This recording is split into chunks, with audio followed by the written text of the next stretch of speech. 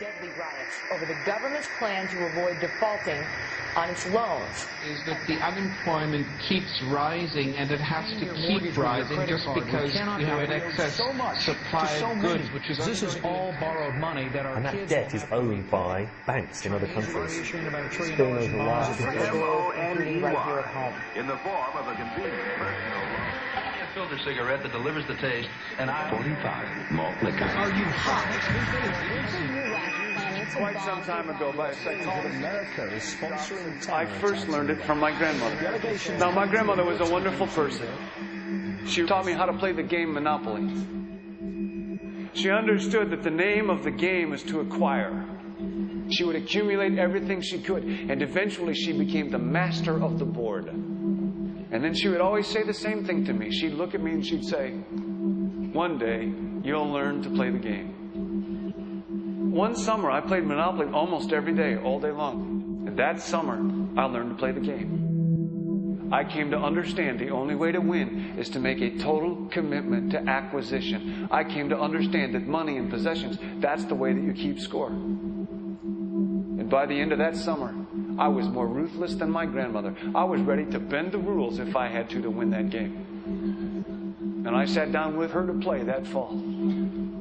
I took everything she had. I watched her give her last dollar and quit in utter defeat. And then she had one more thing to teach me. Then she said, "Now it all goes back in the box." All those houses and hotels, all the railroads and utility companies, all that property and all that wonderful money. Now it all goes back in the box. None of it was really yours. You got all heated up about it for a while. But it was around a long time before you sat down at the board. And it will be here after you're gone. Players come and players go. Houses and cars, titles and clothes, even your body. Because the fact is that everything I clutch and consume and hoard is going to go back in the box, and I'm going to lose it all.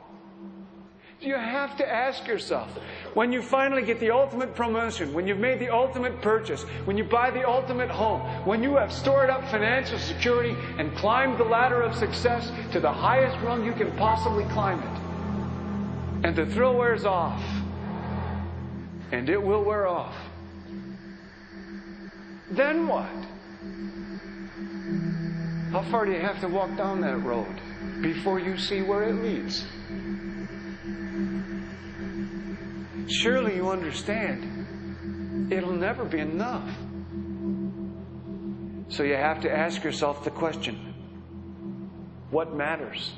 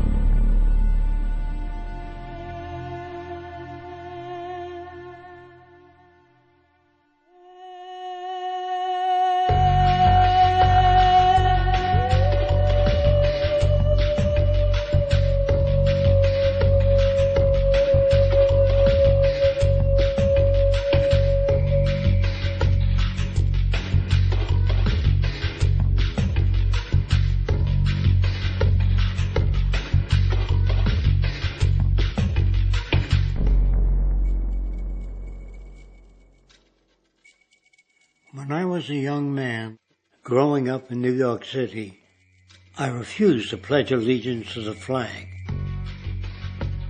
Of course, I was sent to the principal's office, and he asked me, "Why don't you want to pledge allegiance? Everybody does." I said, "Everybody once believed the earth was flat, but that doesn't make it so." I explained that America owed everything it has to other cultures and other nations, and that I would rather pledge allegiance to the earth and everyone on it. Needless to say, it wasn't long before I left school entirely, and I set up a lab in my bedroom. There I began to learn about science and nature. I realized then that the universe is governed by laws, and that the human being, along with society itself, was not exempt from these laws. Then came the crash of 1929, which began what we now call the Great Depression. I found it difficult to understand why millions were out of work, homeless, starving, while all the factories were sitting there. The resources were unchanged. It was then that I realized that the rules of the economic game were inherently invalid. Shortly after came World War II, where various nations took turns systematically destroying each other. I later calculated that all the destruction and wasted resources spent on that war could have easily provided for every human need on the planet. Since that time, I have watched humanity set the stage for its own extinction. I have watched as the precious finite resources are perpetually wasted and destroyed in the name of profit and free markets. I have watched the social values of society be reduced into a base artificiality of materialism and mindless consumption. And I have watched as the monetary powers control the political structure of supposedly free societies.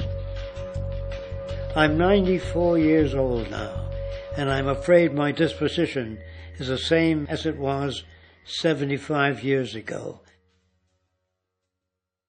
This shit's got to go.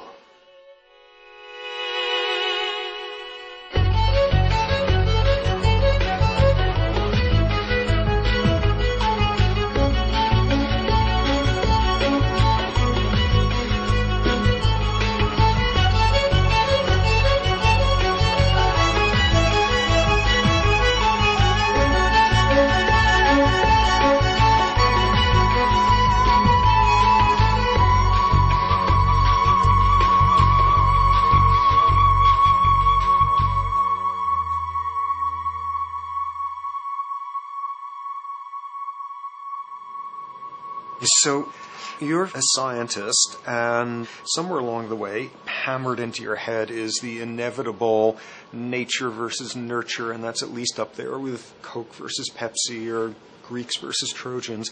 So nature versus nurture, this by now utterly oversimplifying view of where influences on how a cell deals with an energy crisis, up to what makes us who we are on the most individualistic levels of personality. And what you've got is this complete false dichotomy built around nature as deterministic. At the very bottom of all the causality of life is DNA and the code of codes and the Holy Grail, and everything is driven by it. And at the other end, a much more social science perspective, which is we are social organisms, and biology is for slime molds. Humans are free of biology, and obviously both views are nonsense. What you see instead is it is virtually impossible to understand how biology works outside the context of environment. One of the most crazy-making yet widespread and potentially dangerous notions is, oh, that behavior is genetic. Now, what does that mean? It means all sorts of subtle stuff if you sort of know modern biology, but for most people out there, what it winds up meaning is a deterministic view of life, one rooted in biology and genetics. Genes equal things that can't be changed. Genes equal things that are inevitable and that you might as well not waste resources trying to fix, might as well not put societal energies into trying to improve because it's inevitable, it's unchangeable. And that is sheer nonsense.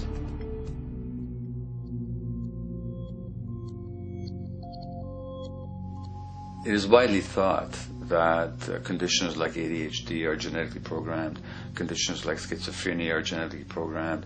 The truth is the opposite. Nothing is genetically programmed. They're very rare diseases. I mean, a small handful, extremely sparsely represented in the population, that are truly genetically determined. Most complex conditions might have a predisposition that is a genetic component, but a predisposition is not the same as a predetermination. The whole search for the source of diseases in the genome was doomed to failure before anybody even thought of it, because most diseases are not genetically predetermined. Heart disease, cancer, strokes, rheumatoid conditions, autoimmune conditions in general, mental health conditions, addictions, these are none of them genetically determined. Breast cancer, for example, out of 100 women with breast cancer, only 7 will carry the breast cancer genes. 93 do not. And out of 100 women who do have the genes, not all of them will get cancer.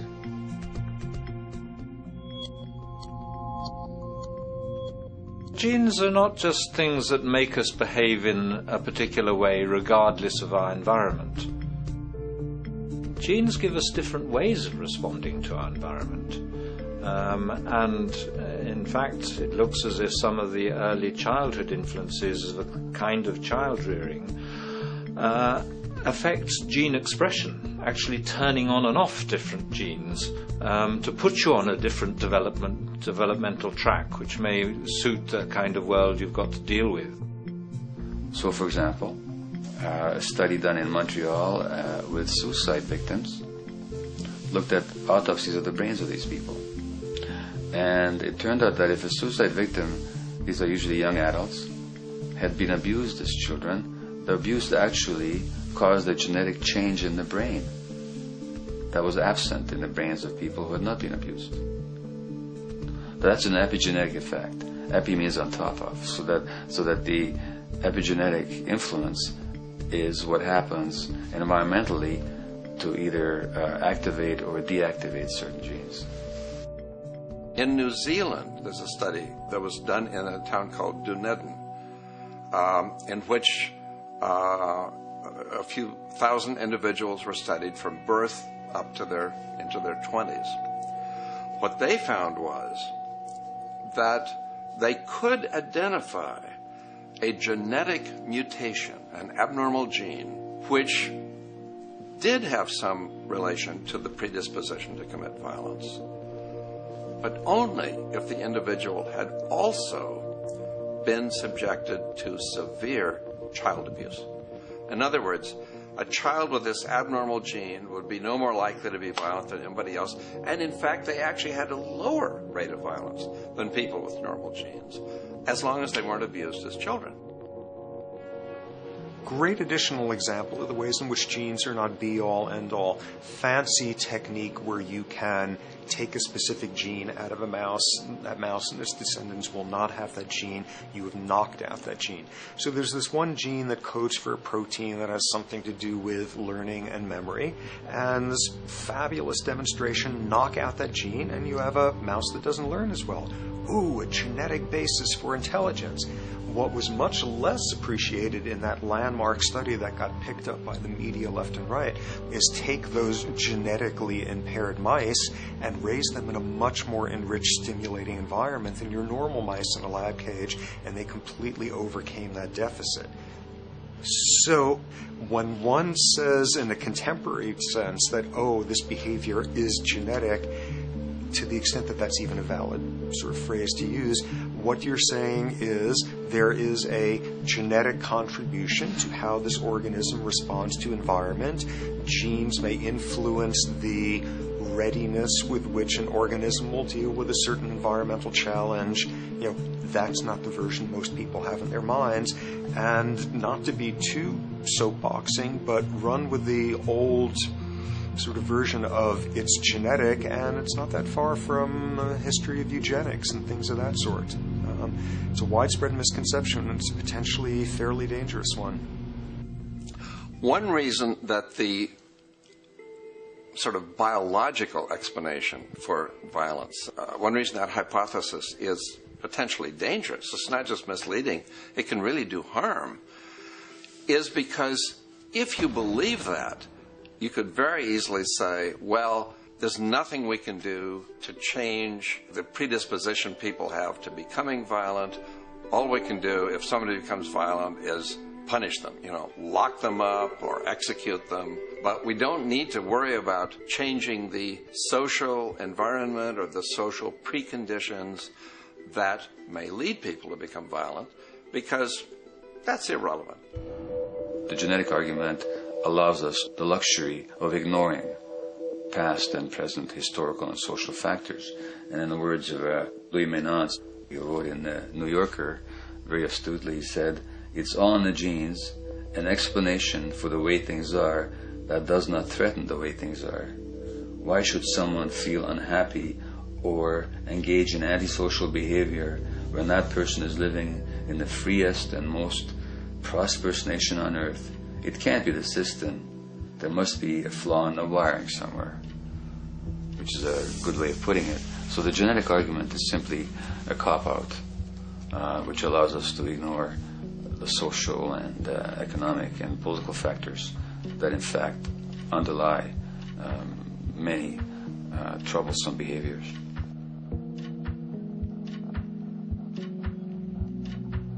Addictions are usually considered to be a drug-related issue, but looking at it more broadly, I define addiction as any behavior that is associated with craving, with temporary relief, and with long-term negative consequences, along with an impairment of control over it, so that the person wishes to give it up or promises to do so, but can't follow through. And when you understand that, then you can see that there are many more addictions than simply those related to drugs. So there's workaholism, there's addiction to shopping, to the internet, to video games. There's the addiction to power. People have power, but they want more and more and more. Nothing is ever enough for them. Acquisition, corporations that must own more and more.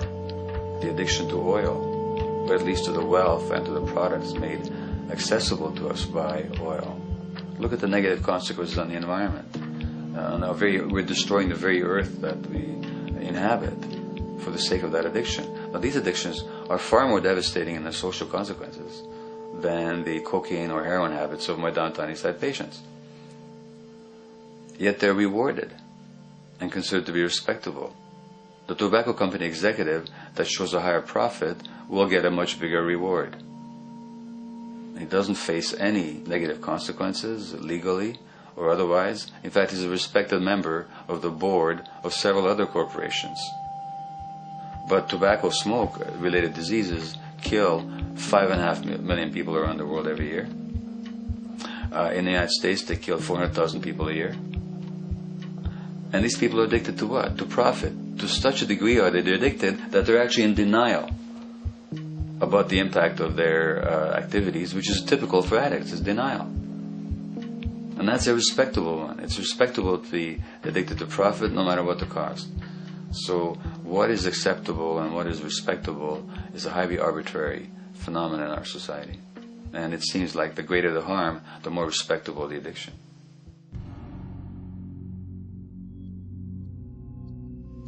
There's a general myth that drugs in themselves are addictive. In fact, the war on drugs is predicated on the idea that if you interdict the sources of drugs, you can deal with addiction that way. Now, if we understand addiction in a broader sense, we see that nothing in itself is addictive. No substance, no drug is by itself addictive, and no behavior is by itself addictive. Many people can go shopping without becoming shopaholics. Not everybody becomes a food addict. Not everyone who drinks a glass of wine becomes an alcoholic. So the real issue is what makes people susceptible, because it's the combination of a susceptible individual and the potentially addictive substance or behavior that actually then makes for full flowering of addiction. In short, it's not the drug that's addictive, it's the question of the susceptibility of the individual to being addicted to a particular substance or behavior. If we wish to understand what then makes some people susceptible, we actually have to look at their life experience. The old idea, although it's old, but it's still broadly held, that addictions are due to some genetic cause is simply scientifically untenable. What the case is actually is that certain life experiences make people susceptible. Life experiences that not only shape the person's personality and psychological needs, but also their very brains in certain ways. And that process begins in utero.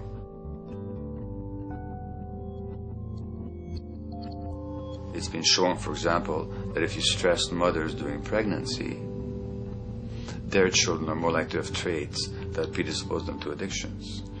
And that's because development is shaped by the psychological and social environment.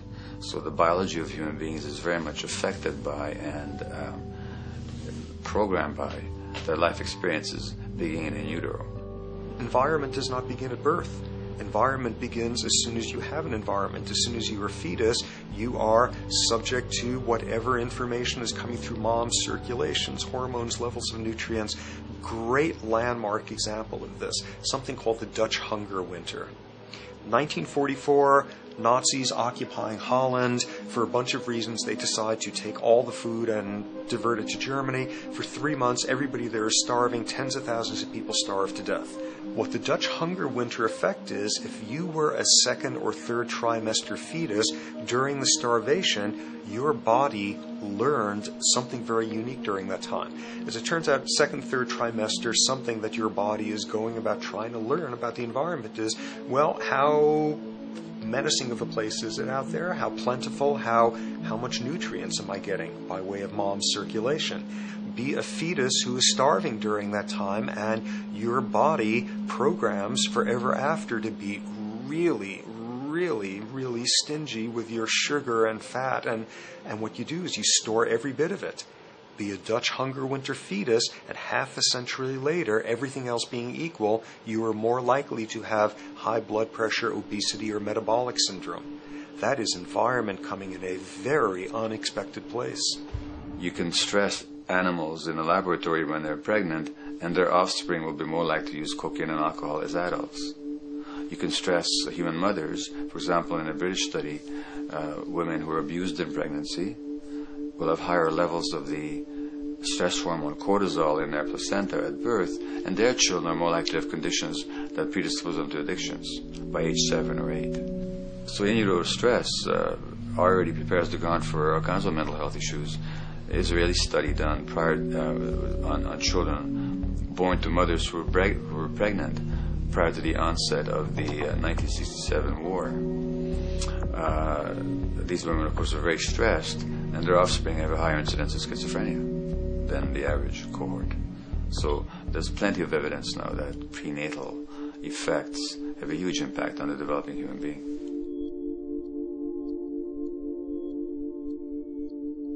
The point about human development, and specifically human brain development, is that it occurs mostly under the impact of the environment and mostly after birth.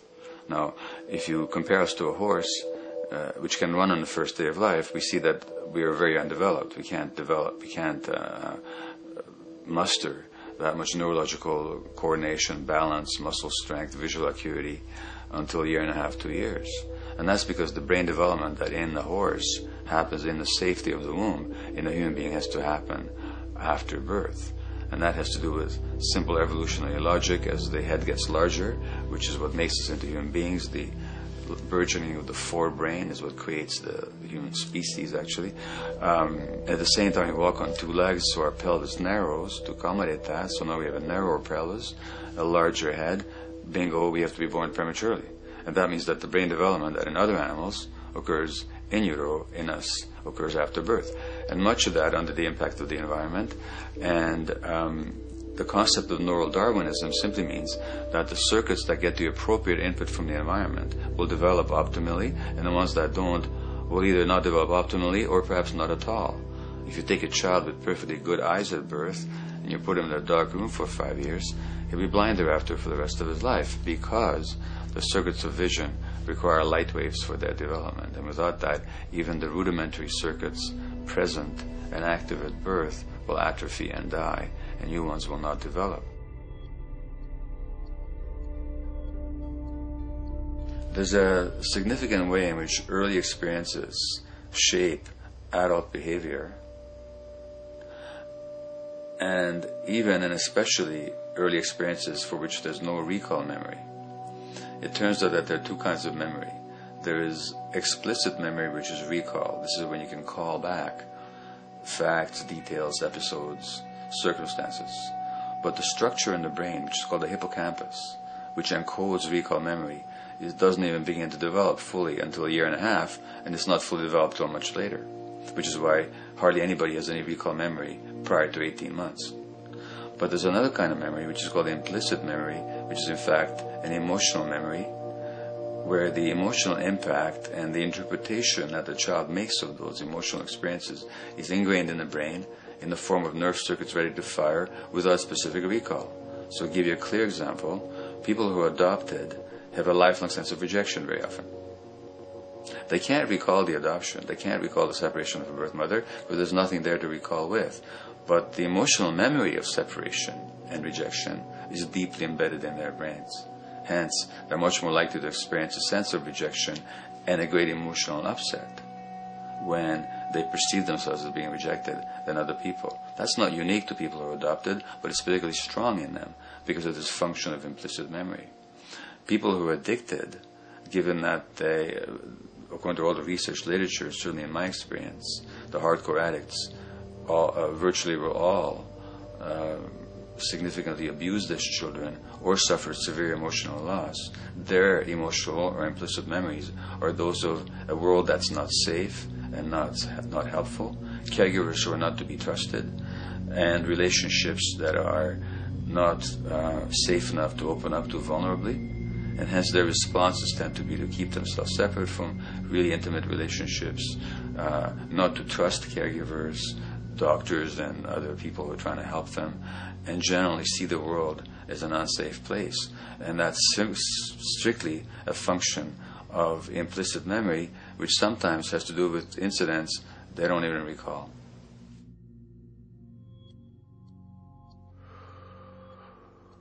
Infants who are born premature are often in incubators and various types of gadgetry and machinery for weeks and perhaps months.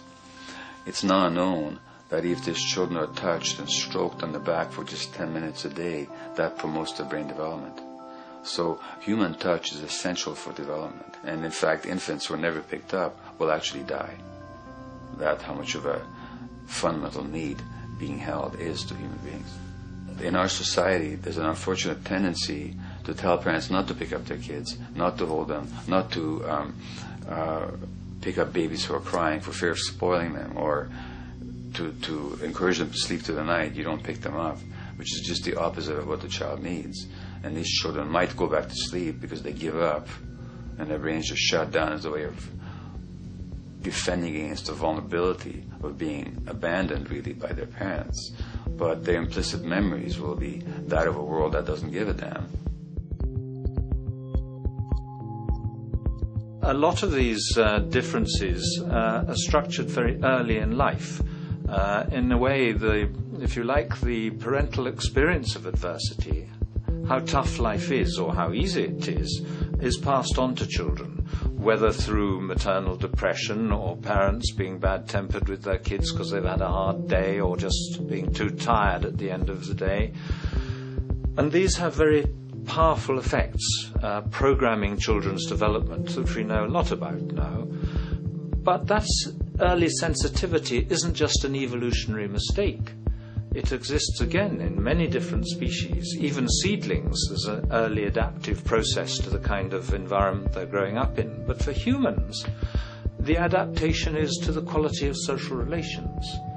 And so early life how nurturing or how much conflict, how much attention you get, is a taster of the kind of world you may be growing up in. Are you growing up in a world where you have to fight for what you can get, watch your back, fend for yourself, learn not to trust others? Or are you growing up in a society where you depend on reciprocity, mutuality, cooperation, where empathy is important, where your security depends on good relations with other people? And that needs a very different emotional and cognitive development. And that's what the early sensitivity is about. And parenting is almost, quite unconsciously, a system for passing on that experience to children of the kind of world they're in. The great British child psychiatrist D.W. Winnicott said that fundamentally two things can go wrong in childhood.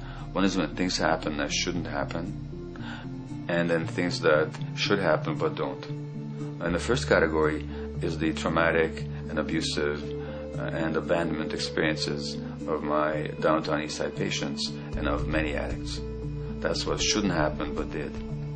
But then there is the non-stressed, attuned, non-distracted attention of the parent that every child needs, that very often children don't get. They're not abused, they're not neglected, and they're not traumatized. But what should happen, the presence of the emotionally available, nurturing parent, just is not available to them because of the stresses in our society and the parenting environment. And the psychologist Alan Shore calls that proximal abandonment, when the parent is physically present but emotionally absent. I have spent roughly the last 40 years of my life working with the most violent people our society produces, murderers, rapists, and so on, in an attempt to understand what causes this violence. I discovered that the most violent of the criminals in our prisons had themselves been victims of a degree of child abuse that was beyond the scale of what I ever thought of applying the term child abuse to. I had no idea of the depth of the depravity with which children in our society are all too often treated.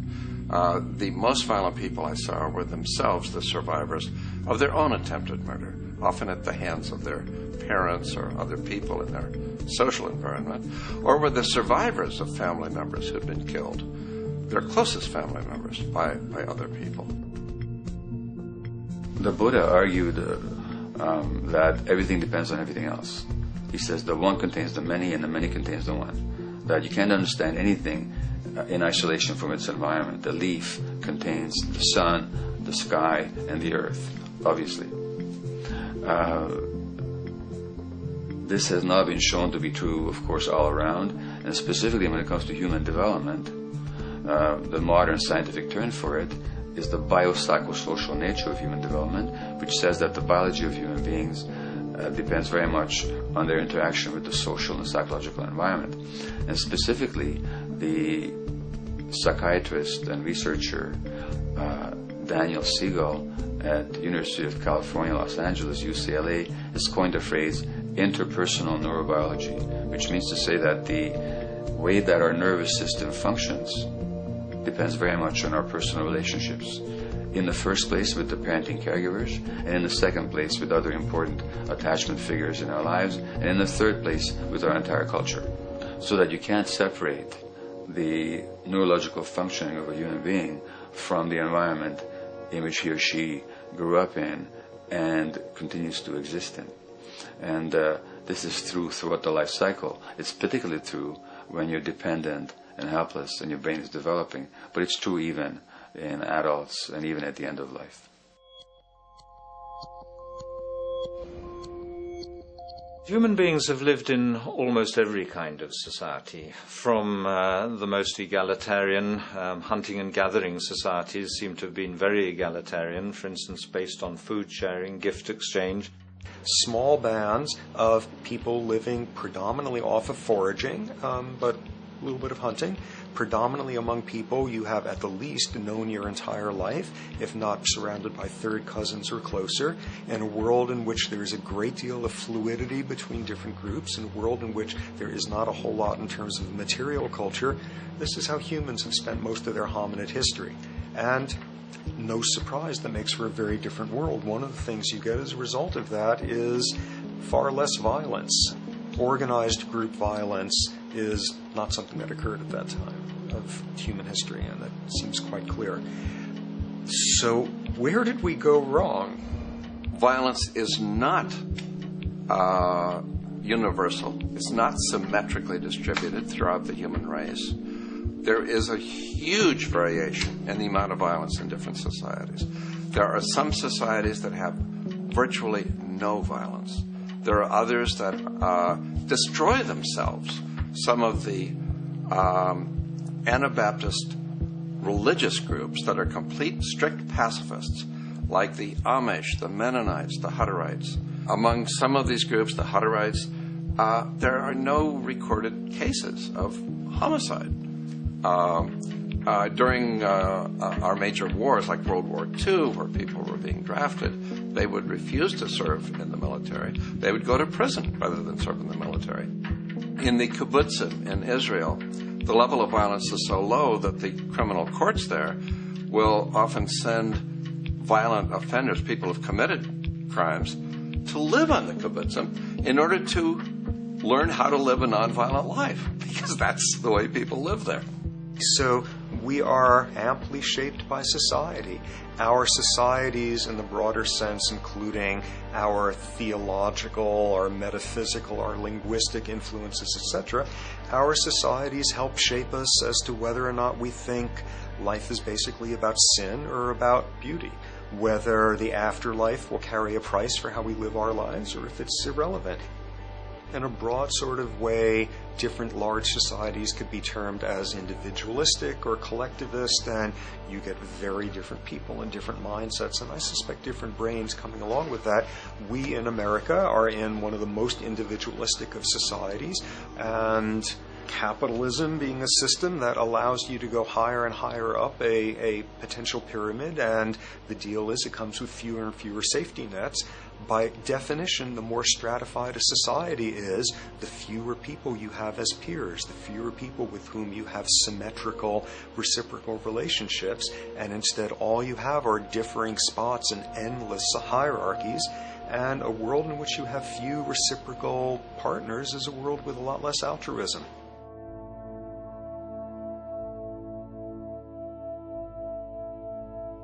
Alright, so this brings us to a total impossible juncture, which is to try to make sense in perspective of science as to what the nature is of human nature.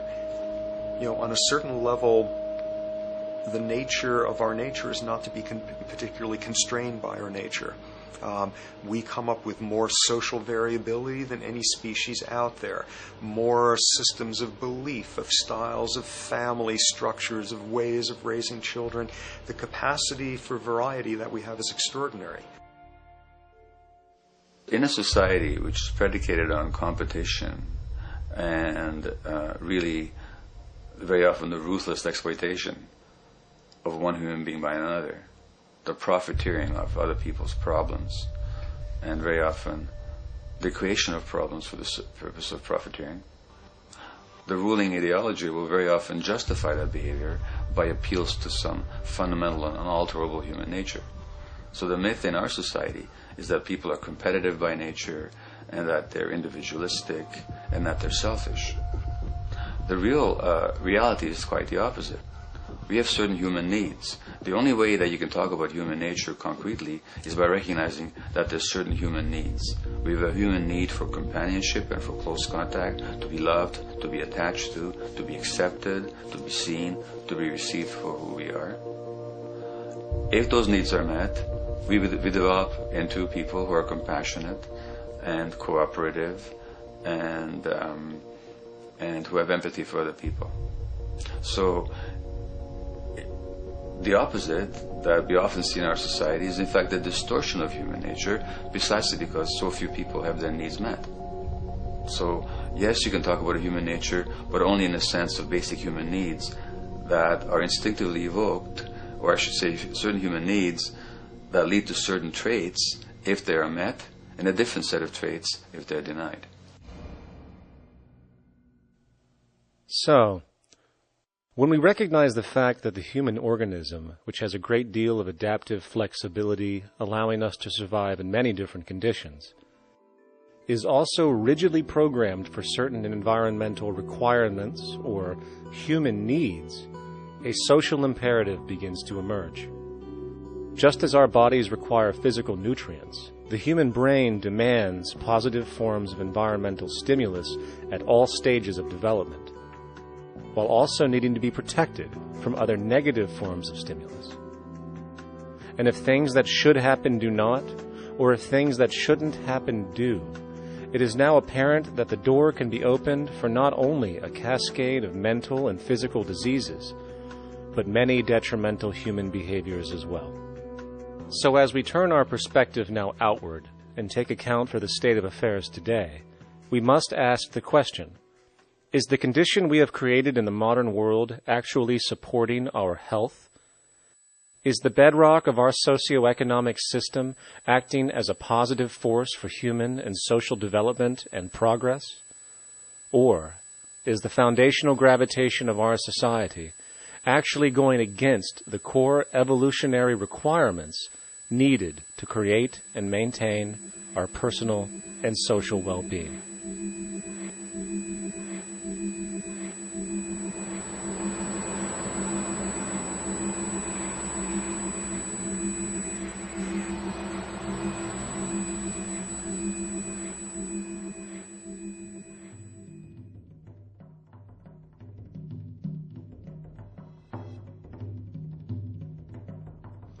So one might ask, where did this all begin, what we have today, really a world in a state of cumulative collapse?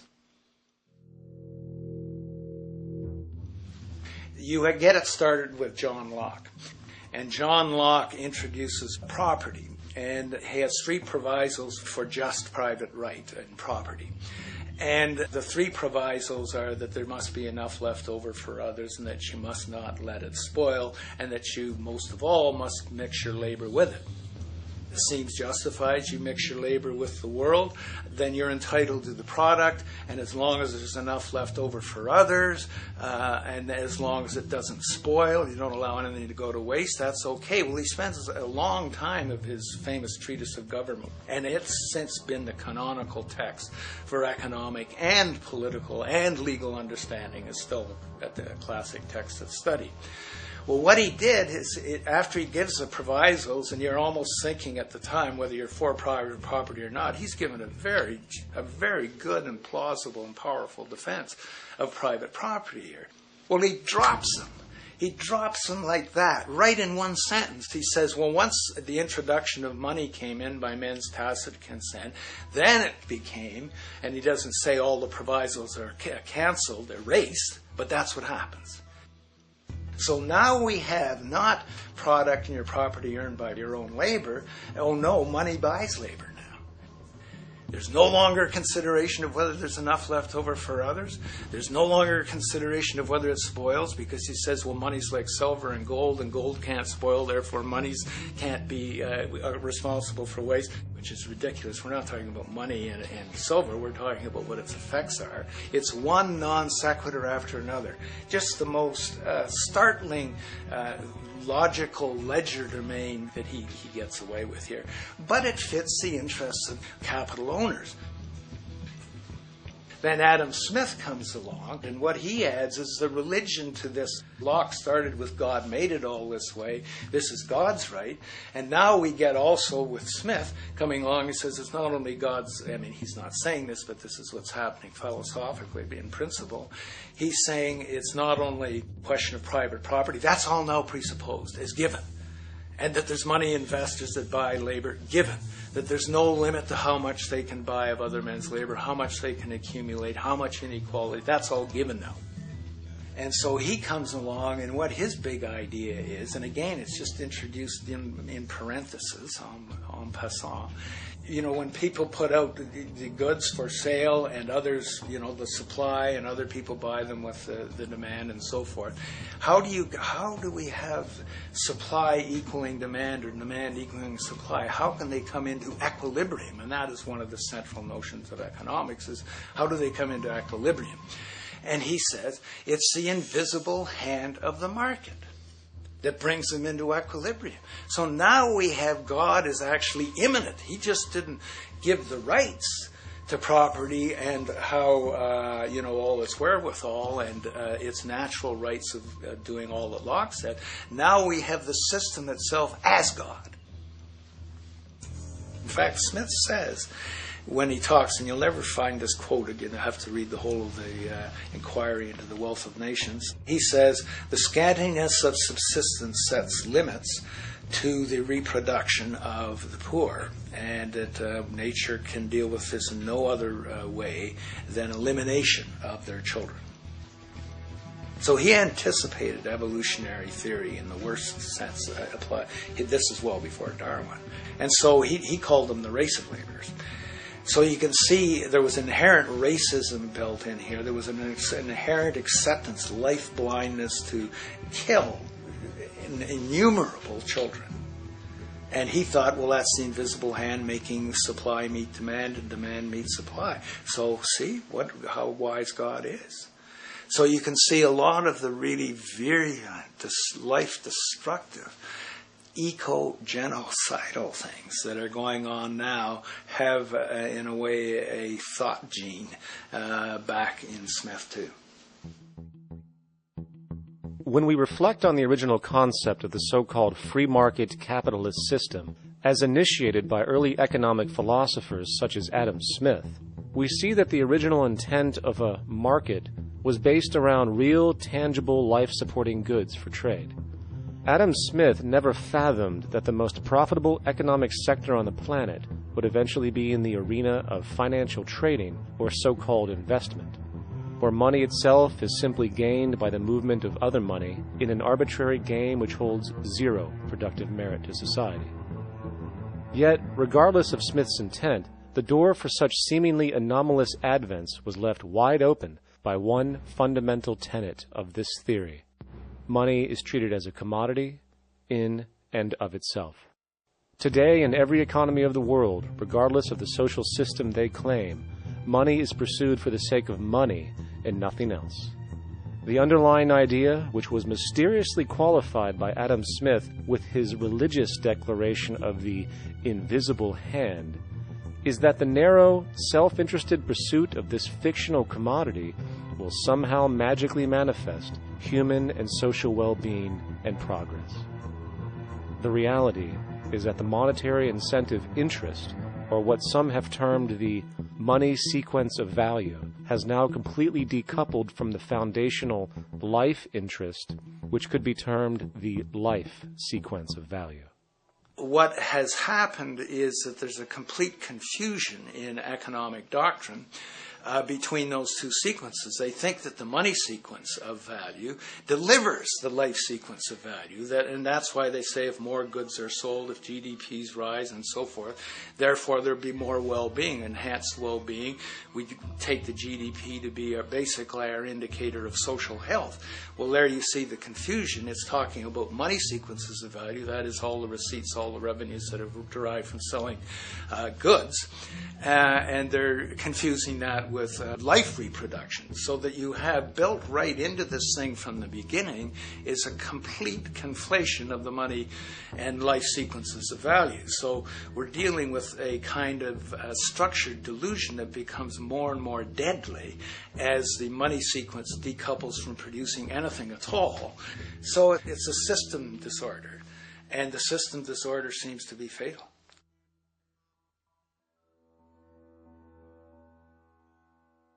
In society today, you seldom hear anyone speak of the progress of their country or society in terms of their physical well-being, state of happiness, trust, or social stability.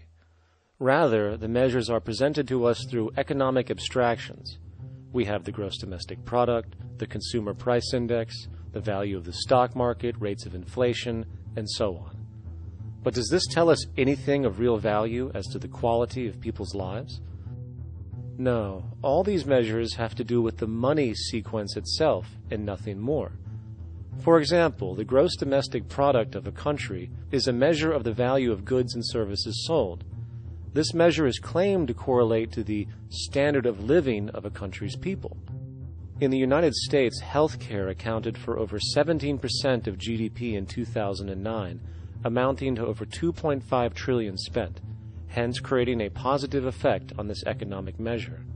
And based on this logic, it would be even better for the U.S. economy if healthcare services increased more so, perhaps to $3 trillion or $5 trillion, since that would create more growth, more jobs, and hence boasted by economists as a rise in their country's standard of living. But wait a minute, what do healthcare services actually represent? Well, sick and dying people.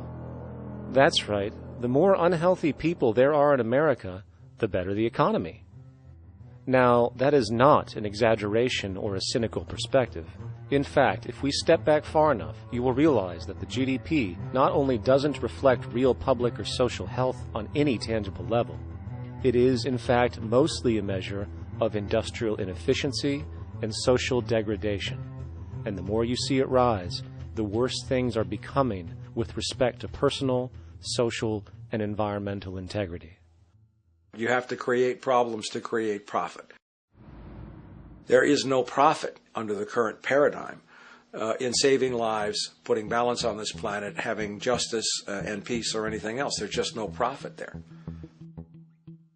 There's an old saying, pass a law, create a business, whether you're creating a business for a lawyer or whatever. So, crime does create business, just like destruction creates business in Haiti. We have now roughly 2 million people incarcerated in this country, and of those, many of them are in prisons run by private corporations, Corrections Corporation of America, Wackenhut, who trade their stock on Wall Street based upon how many people are in jail. Now, that's sickness, but that is a reflection of what this economic paradigm calls for. So what exactly does this economic paradigm call for? What is it that keeps our economic system going? Consumption. Or more accurately, cyclical consumption.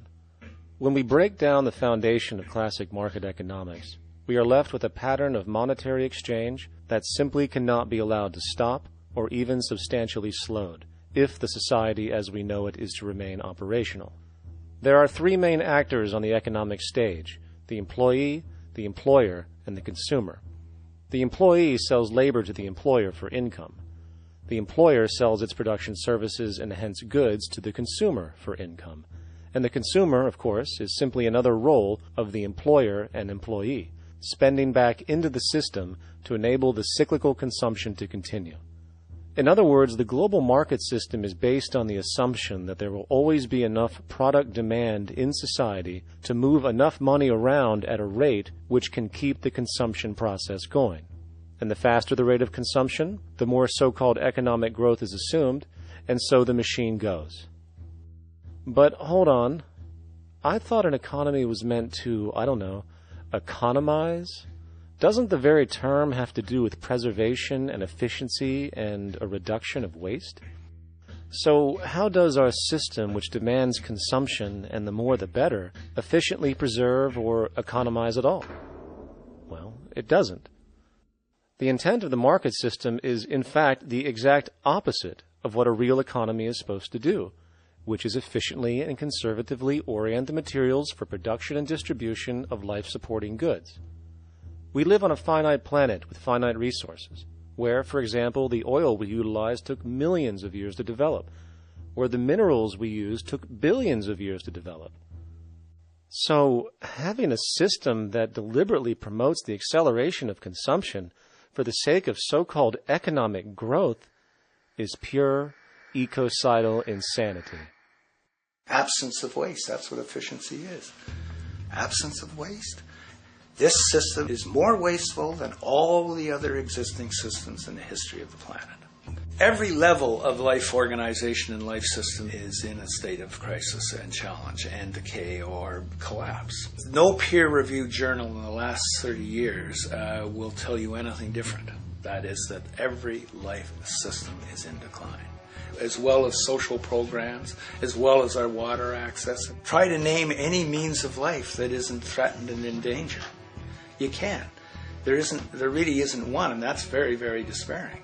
But we haven't even figured out the causal mechanism. We don't want to face the causal mechanism. We just want to go on, that's what insanity is, where you keep doing the same thing over and over again, though it clearly doesn't work. So you're really dealing with not an economic system, but I would go so far as to say an anti-economic system. There's an old saying that the competitive market model seeks to create the best possible goods at the lowest possible prices. This statement is essentially the incentive concept, which justifies market competition based on the assumption that the result is the production of higher quality goods. If I was going to build myself a table from scratch, I would naturally build it out of the best, most durable materials possible, right? With the intent for it to last as long as possible. Why would I want to make something poor, knowing I would have to eventually do it again and expend more materials and more energy? Well, as rational as that may seem in the physical world, when it comes to the market world, it is not only explicitly irrational, it is not even an option. It is technically impossible to produce the best of anything if a company is to maintain a competitive edge and hence remain affordable to the consumer. Literally everything created and set for sale in the global economy is immediately inferior the moment it is produced, for it is a mathematical impossibility to make the most scientifically advanced, efficient, and strategically sustainable products. This is due to the fact that the market system requires that cost efficiency, or the need to reduce expenses, exist at every stage of production, from the cost of labor to the cost of materials and packaging, and so on. This competitive strategy, of course, is to make sure the public buys their goods rather than from a competing producer, which is doing the exact same thing to also make their goods both competitive and affordable. This immutably wasteful consequence of the system could be termed intrinsic obsolescence. However, this is only one part of a larger problem. A fundamental governing principle of market economics, one that you will not find in any textbook, by the way, is the following. Nothing produced can be allowed to maintain a lifespan longer than what can be endured in order to continue cyclical consumption. In other words, it is critical that stuff break down, fail, and expire within a certain amount of time. This is termed planned obsolescence. Planned obsolescence is the backbone of the underlying market strategy of every goods-producing corporation in existence. While very few, of course, would admit to such a strategy outright, what they do is mask it within the intrinsic obsolescence phenomenon just discussed, while often ignoring or even suppressing new advents in technology which might create a more sustainable, durable good. So, if it wasn't wasteful enough that the system inherently cannot allow the most durable and efficient goods to be produced, planned obsolescence deliberately recognizes that the longer any good is in operation, the worse it is for sustaining cyclical consumption and hence the market system itself. In other words, product sustainability is actually inverse to economic growth, and hence there is a direct, reinforced incentive to make sure lifespans are short of any given good produced. And in fact, the system cannot operate any other way. One glance at the sea of landfills now spreading across the world show the obsolescence reality. There are now billions of cheaply made cell phones, computers, and other technology, each full of precious, difficult-to-mine materials such as gold, coltan, copper, now rotting in vast piles, usually due to the mere malfunction or obsolescence of small parts, which, in a conservative society, could likely be fixed or updated, and the life of the good extended. Unfortunately, as efficient as that may seem in our physical reality, living on a finite planet with finite resources, it is explicitly inefficient with respect to the market. To put it into a phrase, efficiency, sustainability, and preservation are the enemies of our economic system. Likewise, just as physical goods need to be constantly produced and reproduced, regardless of their environmental impact, the service industry operates with an equal rationale. The fact is, there is no monetary benefit to resolving any problems which are currently being serviced. At the end of the day, the last thing the medical establishment really wants is the curing of diseases such as cancer, which would eliminate countless jobs and trillions in revenue. And since we're on the subject, crime and terrorism in this system are good. Well, at least economically, for it is employing police, generating high-value commodities for security, not to mention the value of prisons that are privately owned for profit. And how about war?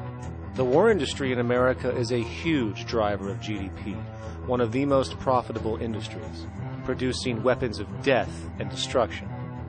The favorite game of this industry is to blow things up and then go and rebuild them for profit. We saw this with the windfall billion-dollar contracts made from the Iraq War. The bottom line is that socially negative attributes of society have become positively rewarded ventures for industry, and any interest in problem resolution or environmental sustainability and conservation is intrinsically counter to economic sustainability. And this is why, every time you see the GDP rise in any country, you are witnessing an increase in necessity, whether real or contrived. And by definition, a necessity is rooted in inefficiency. Hence, increased necessity means increased inefficiency. The American dream is based on rampant consumerism. It is based upon the fact that mainstream media, and especially commercial advertising, all corporations who need this infinite growth have convinced us or brainwashed most people in America, and hence the world, that we have to have X number of material possessions and the possibility of gaining infinitely more material possessions in order to be happy. That's just not true. So why do people continue to buy in this way, which is ultimately eco-genocidal in its systemic effects cumulatively? And it just is classical operant conditioning. You simply put inputs of conditioning into the organism, and you have outputs of desired behaviors or goals or objectives. And it has all the resources of technology. And they boast about how they get into the minds of infants. What they hear is already making them conditioned to the brand. Then you see, well, that's how people have been such fools. In a way, they've been taught to be fools. It's a value system disorder. You know, if there is any testament to the plasticity of the human mind, if there is any proof to how malleable human thought is and how easily conditioned and guided people can become based on the nature of their environmental stimulus and what it reinforces, the world of commercial advertising is the proof. You have to stand in awe at the level of brainwashing where these programmed robots known as consumers wander the landscape only to walk into a store and spend, say, $4,000 on a handbag that likely costs $10 to make in a sweatshop overseas, only for the brand status it supposedly represents in the culture. Or perhaps the ancient communal traditions which increased trust and cohesiveness in society, which have now been hijacked by acquisitive, materialistic values, where now annually we exchange useless crap a few times a year. And we might wonder why so many today have a compulsion to shopping and acquisition, when it is clear that they have been conditioned from childhood to expect material goods as a sign of their status with friends and family. The fact is, the foundation of any society are the values that support its operation, and our society, as it exists, can only operate if our values support the conspicuous consumption it requires to continue the market system. 75 years ago, consumption in America and much of the First World was half of what we see today per person. Today's new consumer culture has been manufactured and imposed due to the very real need for higher and higher levels of consumption. And this is why most corporations now spend more money on advertising than the actual process of product creation itself. They work diligently to create a false need for you to fill, and it happens to work. Economists are in fact not economists at all. They're propagandists of money value. And you'll find that all their models basically get down to token exchanges that are to the profit of one side or both sides or whatever, but they're completely disconnected from the actually existing world of reproduction. In Ohio, an old man failed to pay his electric bill. You may be familiar with the case. And the electric company turned off the electricity and he died. The reason they turned it off was because it wouldn't have been profitable for them to keep it on because he didn't pay his bill. Do you believe that was right? The responsibility really lies not on the electric company for turning it off, but on those of this man's neighbors and friends and associates who are not charitable enough to enable him as an individual to meet the electric bill. Did I hear that right? Did he just say the death of a man caused by not having money was the responsibility of other people, or in effect, charity? Well then, I guess we're going to need a whole lot of infomercials, little miserable coin slot donations for bodega counters, and a bunch of pickle jars for the billion people now starving to death on this planet because of the very system Milton Friedman promotes. Whether you are dealing with the philosophies of Milton Friedman, F.A. Hayek, John Maynard Keynes, Ludwig von Mises, or any other major market economist, the basis of rationale rarely leaves the money sequence. It is like a religion. Consumption analysis, stabilization policies, deficit spending, aggregate demand. It exists as a never-ending, self-referring, self-rationalizing circle of discourse where universal human need, natural resources, or any form of physical life-supporting efficiency is ruled out by default and replaced by the singular notion that humans seeking advantage over each other for money alone, motivated by their own narrow self-interest, will magically create a sustainable, healthy, balanced society. There is no life coordinate in this whole theory, this whole doctrine. What are they doing? What are they doing? What they're doing is tracking money sequences. That's all it is tracking money sequences, presupposing everything that matters. One, that there's no life coordinates. Wow, no life coordinates. Two, that all the agents are self-maximizing preference seekers. That is, they think of nothing other than themselves and what they can get most for themselves. That's the notion, that's the ruling notion of rationality. Self-maximizing choice. And the only thing that they're interested in self-maximizing is money or commodities. Well, where does social relations come in? It doesn't, except in the exchange to self-maximize. Where do our natural resources come in? They don't, except to exploit. Where does the family come in as being able to survive? It doesn't. They have to have money in order to purchase any good. Well, shouldn't an economy deal somewhere with human need? Isn't that what the fundamental issue is, to satisfy human needs? Oh, need isn't even in your lexicon. You dissolve it into wants. And what is a want? That means money demand that wants to buy. Well, if it's money demand that wants to buy, it's got nothing to do with need, because it may be the person has no money demand and desperately needs, say, water supply. Or it may be money demand wants a gold toilet seat. Well, where does it all go? To the gold toilet seat. And you call this economics? Like, it's really, when one thinks of it, it's got to be the most bizarre delusion in the history of human thought. Now, so far we have focused on the market system, but this system is actually only one half of the global economic paradigm. The other half is the monetary system. While the market system deals with the interaction of people gaming for profit across the spectrum of labor, production, and distribution, the monetary system is an underlying set of policies set by financial institutions which create conditions for the market system, among other things. It includes terms we often hear, such as interest rates, loans, debt, the money supply, inflation, etc. And while you might want to pull your hair out listening to the gibberish coming from the monetary economists, modest preemptive actions can obviate the need of more drastic actions at a later date. The nature and effect of this system is actually quite simple.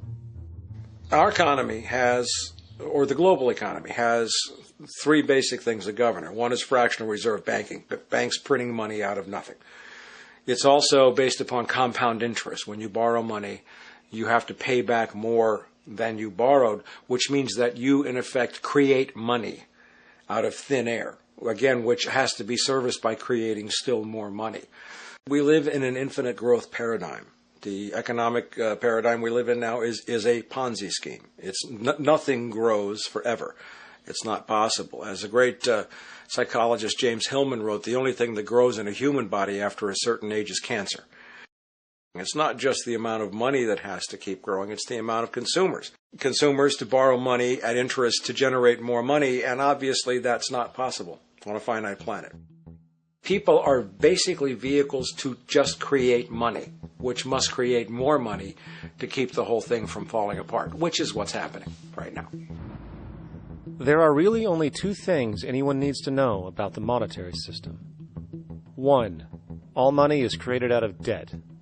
Money is monetized debt, whether it materialized from treasury bonds, home loan contracts, or credit cards. In other words, if all outstanding debt was to be repaid right now, there would not be $1 in circulation. And 2, interest is charged on virtually all loans made, and the money needed to pay back this interest does not exist in the money supply outright. Only the principal is created by the loans, and the principal is the money supply. So, if all this debt was to be repaid right now, not only would there not be $1 left in circulation, there would also be a gigantic amount of money owed that is literally impossible to pay back, for it does not exist. The consequence of all of this is that two things are inevitable: inflation and bankruptcy. As far as inflation, this can be seen as an historical trend in virtually every country today, and easily tied to its cause, which is the perpetual increase of the money supply, which is required to cover the interest charges and keep the system going. As far as bankruptcy, it comes in the form of debt collapse. This collapse will inevitably occur with a person, a business, or a country, and typically happens when the interest payments are no longer possible to make. But there is a bright side to all of this. Well, at least in terms of the market system, because debt creates pressure. Debt creates wage slaves. A person in debt is much more likely to take a low wage than a person who isn't, hence becoming a cheap commodity.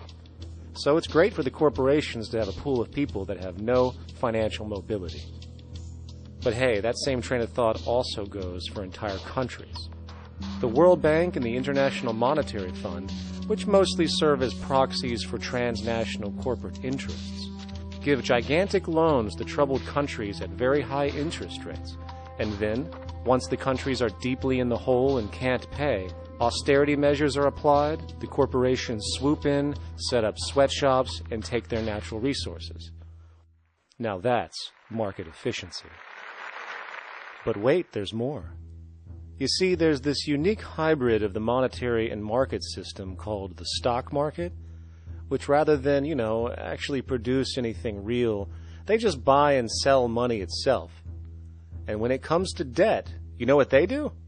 That's right, they trade it.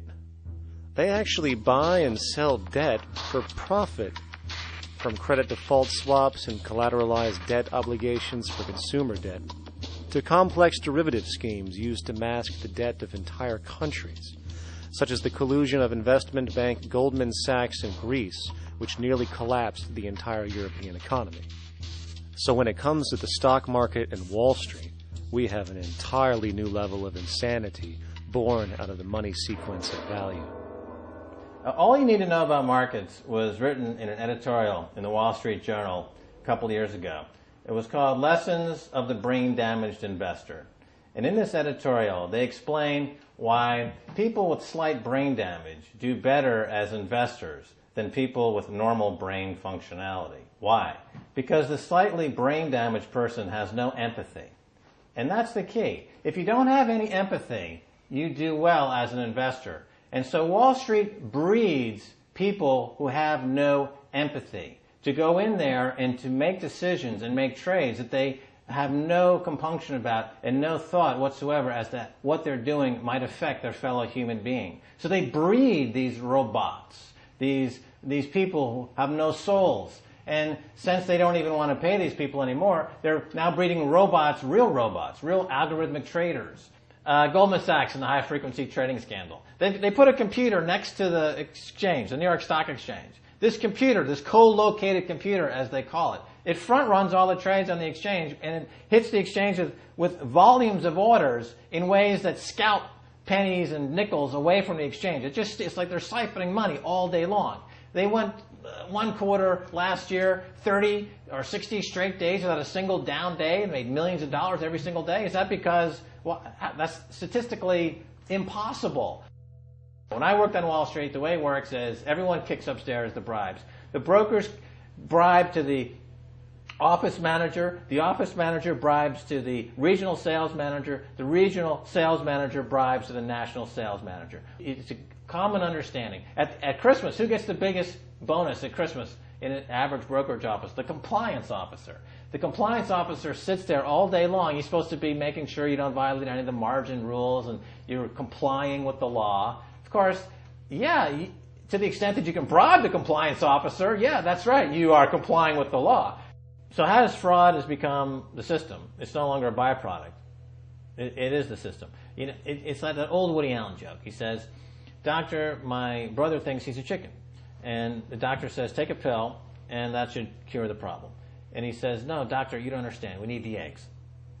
Okay? So the trading of fraudulent claims back and forth between banks to generate fees, to generate bonuses, has become the GDP producing growth engine of the United States economy. Even though they're essentially trading fraudulent claims that there's absolutely no hope of ever paying back. They're processing and generating and resecuritizing nothing. If I write $20 billion on a cocktail napkin and I sell it to J.P. Morgan while J.P. Morgan writes $20 billion on a cocktail napkin, and we swap those two cocktail napkins at a bar, and we each pay ourselves 1/4% in a fee, we make a lot of money for our Christmas bonus. We each have on our books a $20 billion cocktail napkin, which has no real value until such time as the system is no longer able to absorb bogus cocktail napkins, in which case we go to the government to get bailed out. And because of Wall Street and the global stock market, there are now conservatively about $700 trillion of outstanding fraudulent claims known as derivatives, still waiting to collapse, a value amounting to over 10 times the gross domestic product of the entire planet. And while we have seen the bailouts of corporations and banks by governments, which of course comedically borrow their money from banks to begin with, we are now seeing attempts to bail out whole countries by conglomerates of other countries through the international banks. But how do you bail out a planet? There is no country out there that isn't now saturated in debt. The cascade of sovereign debt defaults we have seen can only be the beginning when the math is taken into account. It has been estimated in the United States alone that income tax would need to be raised to 65% per person just to cover the interest in the near future. Economists are now foreshadowing that within a few decades, 60% of the countries on the planet will be bankrupt. But, hold on, let me get this straight.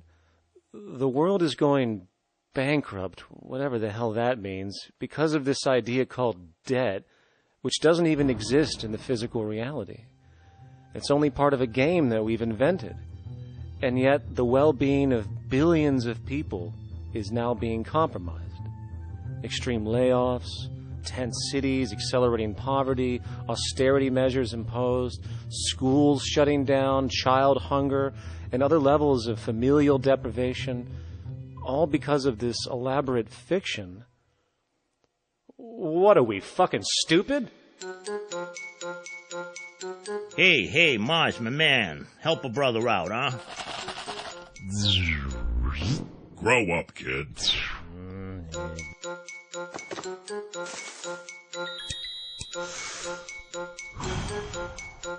Saturn, what's up, man? You remember that smoking nebula I hooked you up with a while back? Listen, Earth, we're getting really tired of you. You've been given everything, and yet you waste it all. You got plenty of resources, and you know it. Why don't you grow up and learn some responsibility, for Christ's sake? You're making your mother miserable.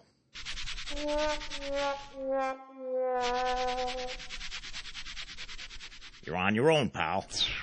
Yeah, whatever.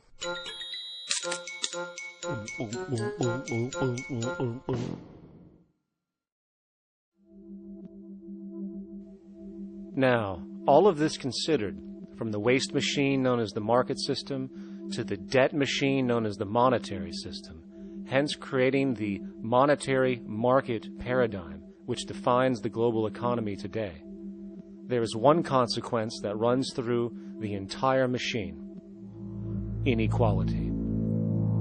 Whether it is the market system which creates a natural gravitation towards monopoly and power consolidation, while also generating pockets of wealthy industries that tower over others regardless of utility, such as the fact that top hedge fund managers on Wall Street now take home over $300 million a year for contributing literally nothing, while a scientist looking for a cure for a disease trying to help humanity might make $60,000 a year if they're lucky.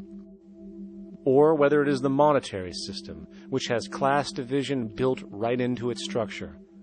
For example, if I have $1 million to spare and I put it into a CD at 4% interest, I will make $40,000 a year. No social contribution, no nothing. However, if I'm a lower class person and have to take loans to buy my car or home, I am paying in interest, which, in abstraction, is going to pay that millionaire with the 4% CD. This stealing from the poor to pay the rich is a foundational, built-in aspect of the monetary system, and it could be labeled structural classism. Of course, historically, social stratification has always been deemed unfair, but obviously accepted overall as now 1% of the population owns 40% of the planet's wealth. But, material fairness aside, there is something else going on underneath the surface of inequality, causing an incredible deterioration in public health as a whole. Well, I think people are often puzzled by the contrast between the material success of our societies, unprecedented levels of wealth, and the many social failings. I mean, if you look at the rates of drug abuse or violence or self-harm amongst kids or mental illness, there's clearly something going deeply wrong with our societies. What the data that I've been describing does is simply shows that intuition that people have had for hundreds of years, that inequality is divisive and socially corrosive, that intuition is truer than I think we ever imagined. There are very powerful psychological and social effects of inequality, more to do, I suppose, with feelings of superiority and inferiority, that kind of division, and maybe going with the sort of respect, disrespect, people feeling looked down on at the bottom, which, by the way, is why violence is more common in more unequal societies. It's the trigger to violence is so often people feeling looked down on and disrespected. If there is one principle I can emphasize that is the most important principle underlying the prevention of violence, it would be equality. The single most significant factor that affects the rate of violence is the degree of equality versus the degree of inequality in that society. So what one's looking at is a sort of general social dysfunction. It's not just one or two things that go wrong as inequality increases. It seems to be everything, whether we're talking about crime or health or mental illness or whatever. One of the really disturbing findings out in public health there is never ever make the mistake of being poor. or being born poor, your health pays for it in endless sorts of ways, something known as the health socioeconomic gradient.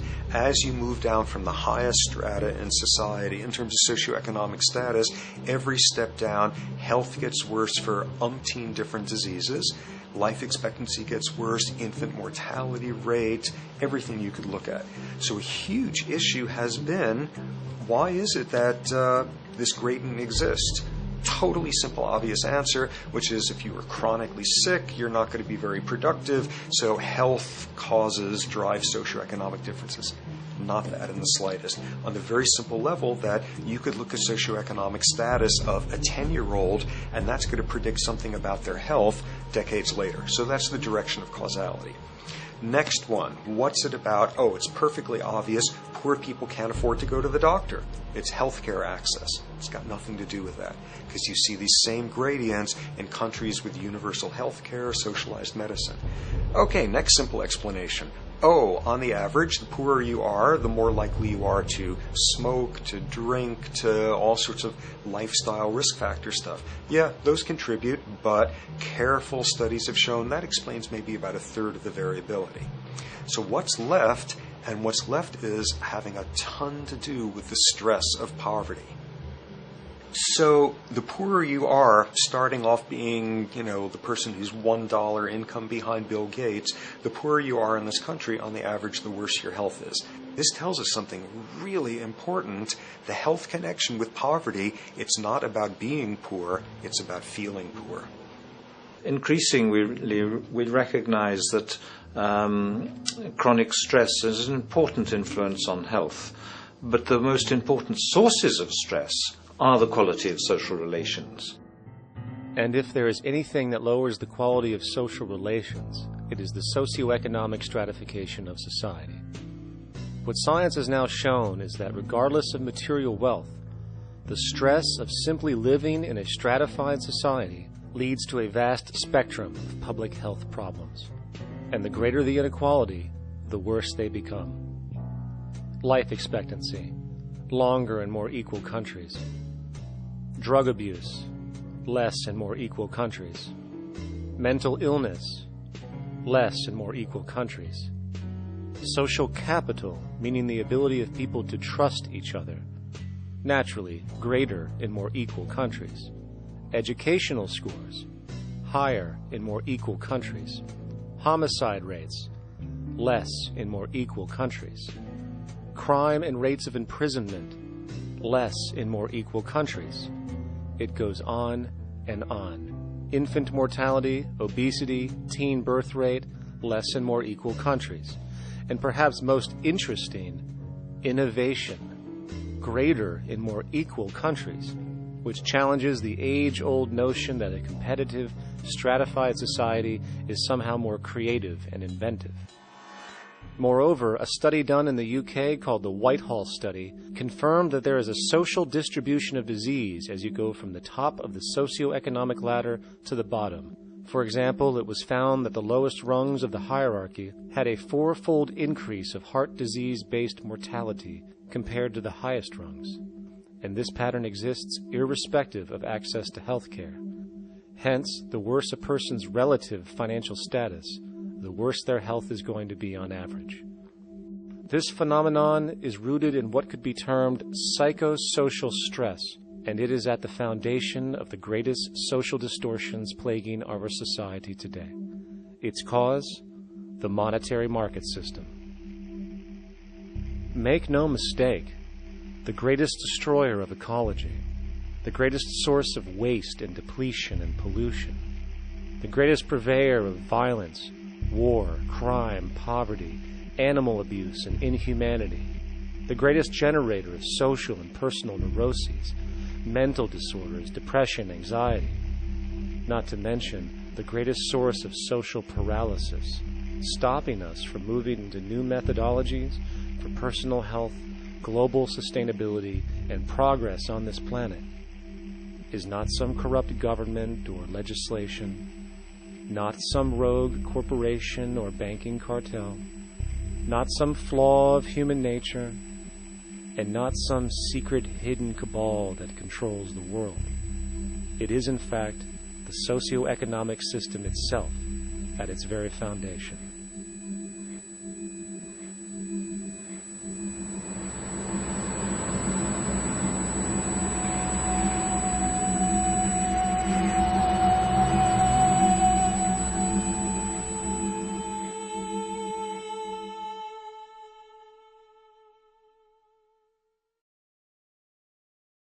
Let's imagine for a moment we had the option to redesign human civilization from the ground up. What if, hypothetically speaking, we discovered an exact replica of the planet Earth, and the only difference between this new planet and our current one is that human evolution had not occurred. It was an open palette. No countries, no cities, no pollution, no Republicans, just a pristine, open environment. So, what would we do? Well, first we need a goal, right? And it's safe to say that goal would be to survive. And not to just survive, but to do so in an optimized, healthy, prosperous way. Most people indeed desire to live, and they would prefer to do so without suffering. Therefore, the basis of this civilization needs to be as supportive and hence sustainable for human life as possible, taking into account the material needs of all the world's people while trying to remove anything that could hurt us in the long run. That goal of, say, maximum sustainability understood, the next question regards our method. What kind of approach do we take? Well, let's see. Last I checked, politics was the method of social operation on Earth.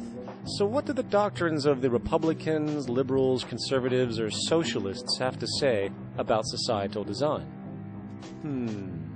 Not a damn thing. Okay, then what about religion? Surely the great creator had to have left some blueprint somewhere. No, nothing I can find. Okay then, so what's left? It appears something called science. Science is unique in that its methods demand not only that the ideas proposed be tested and replicated, but everything science comes up with is also inherently falsifiable. In other words, unlike religion and politics, science has no ego, and everything it suggests accepts the possibility of being proven wrong eventually. It holds on to nothing and evolves constantly. Well, that sounds natural enough to me. So then, based on the current state of scientific knowledge in the early 21st century, along with our goal of maximum sustainability for the human population, how do we begin the actual process of construction? Well, the first question to ask, what do we need to survive? The answer, of course, are planetary resources. Whether it is the water we drink, the energy we use, the raw materials we utilize to create tools and shelter, the planet hosts an inventory of resources, many of which are demanded for our survival. So, given that reality, it then becomes critical to figure out what we have and where it is. This means we need to conduct a survey. We simply locate and identify every physical resource on the planet we can, along with the amount available at each location, from the deposits of copper to the most potent locations for wind farms to produce energy, to the natural freshwater springs, to an assessment of the amount of fish in the ocean, to the most prime arable land for food cultivation, etc. But since we humans are going to be consuming these resources over time, we then realize that not only do we need to locate and identify, we also need to track. We need to make sure we don't run out of any of this stuff. That would be bad. And this means not only tracking our rates of use, but the rates of earthly regeneration as well, such as how long it takes for, say, a tree to grow or a spring to replenish. This is called dynamic equilibrium.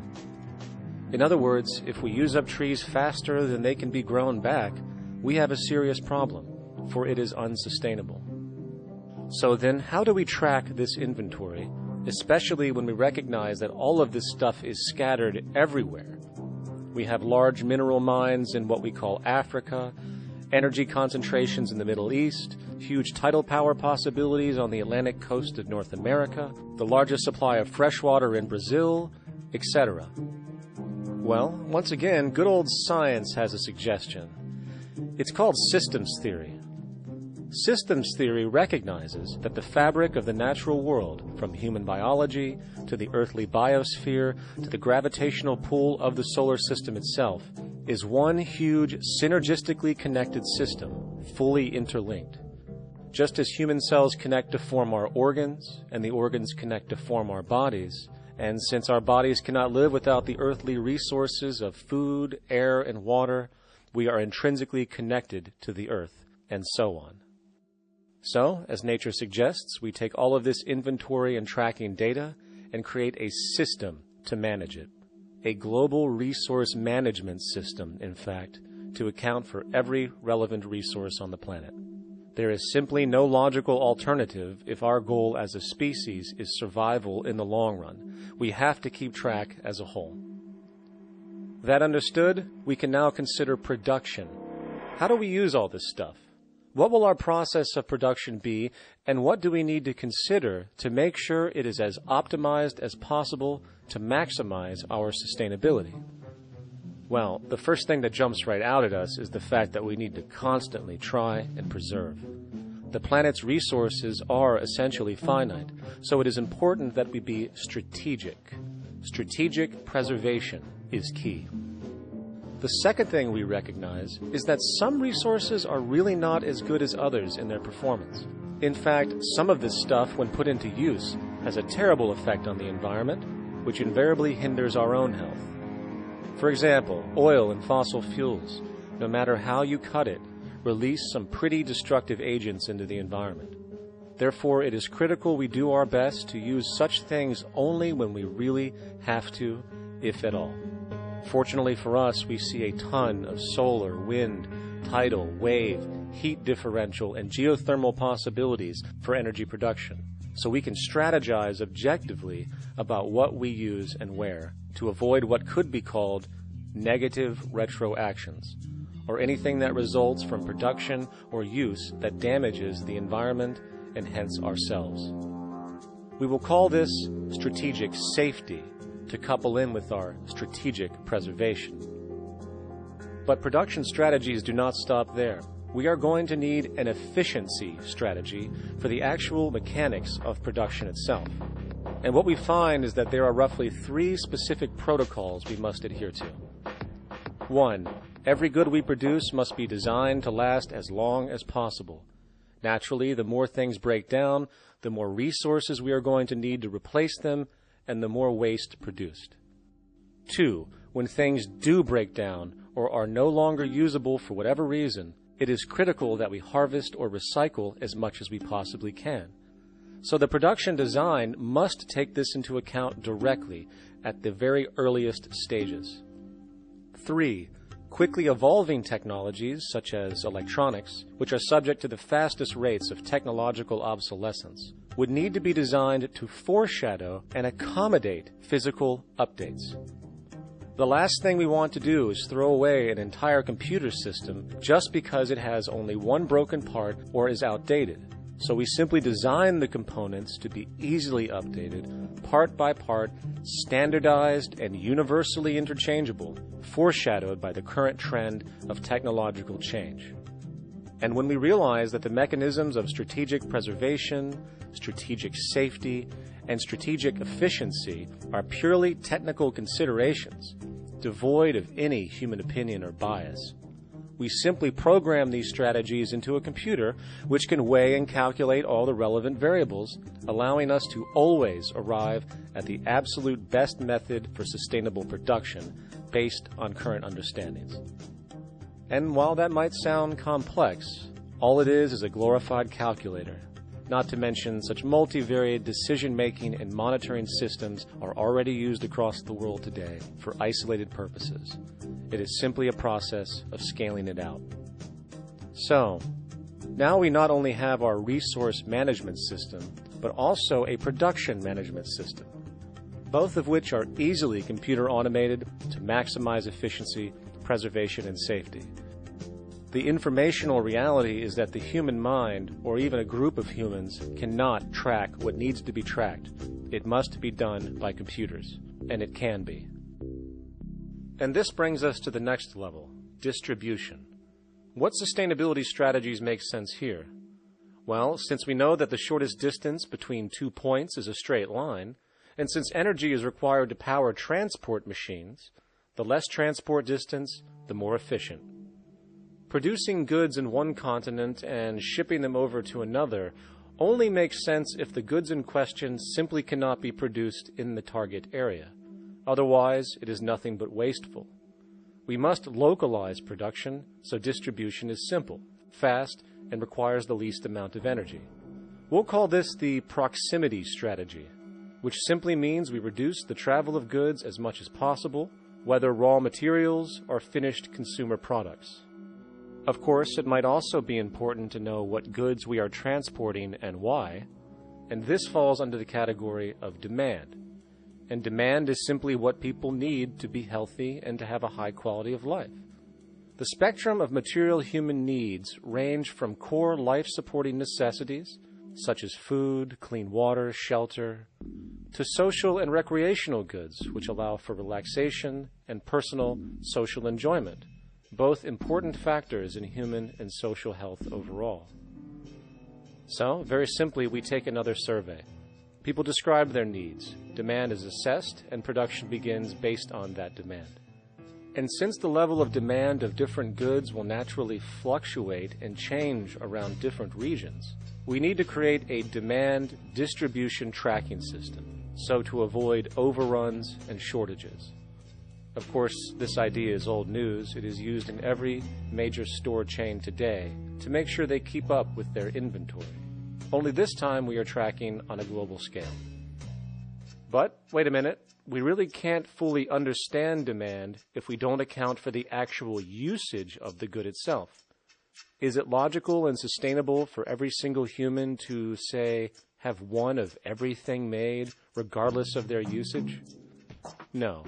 That would be simply wasteful and inefficient. If a person has a need for a good, but that need is only for, say, 45 minutes a day on average, it would be much more efficient if that good was made available to them and to others when needed.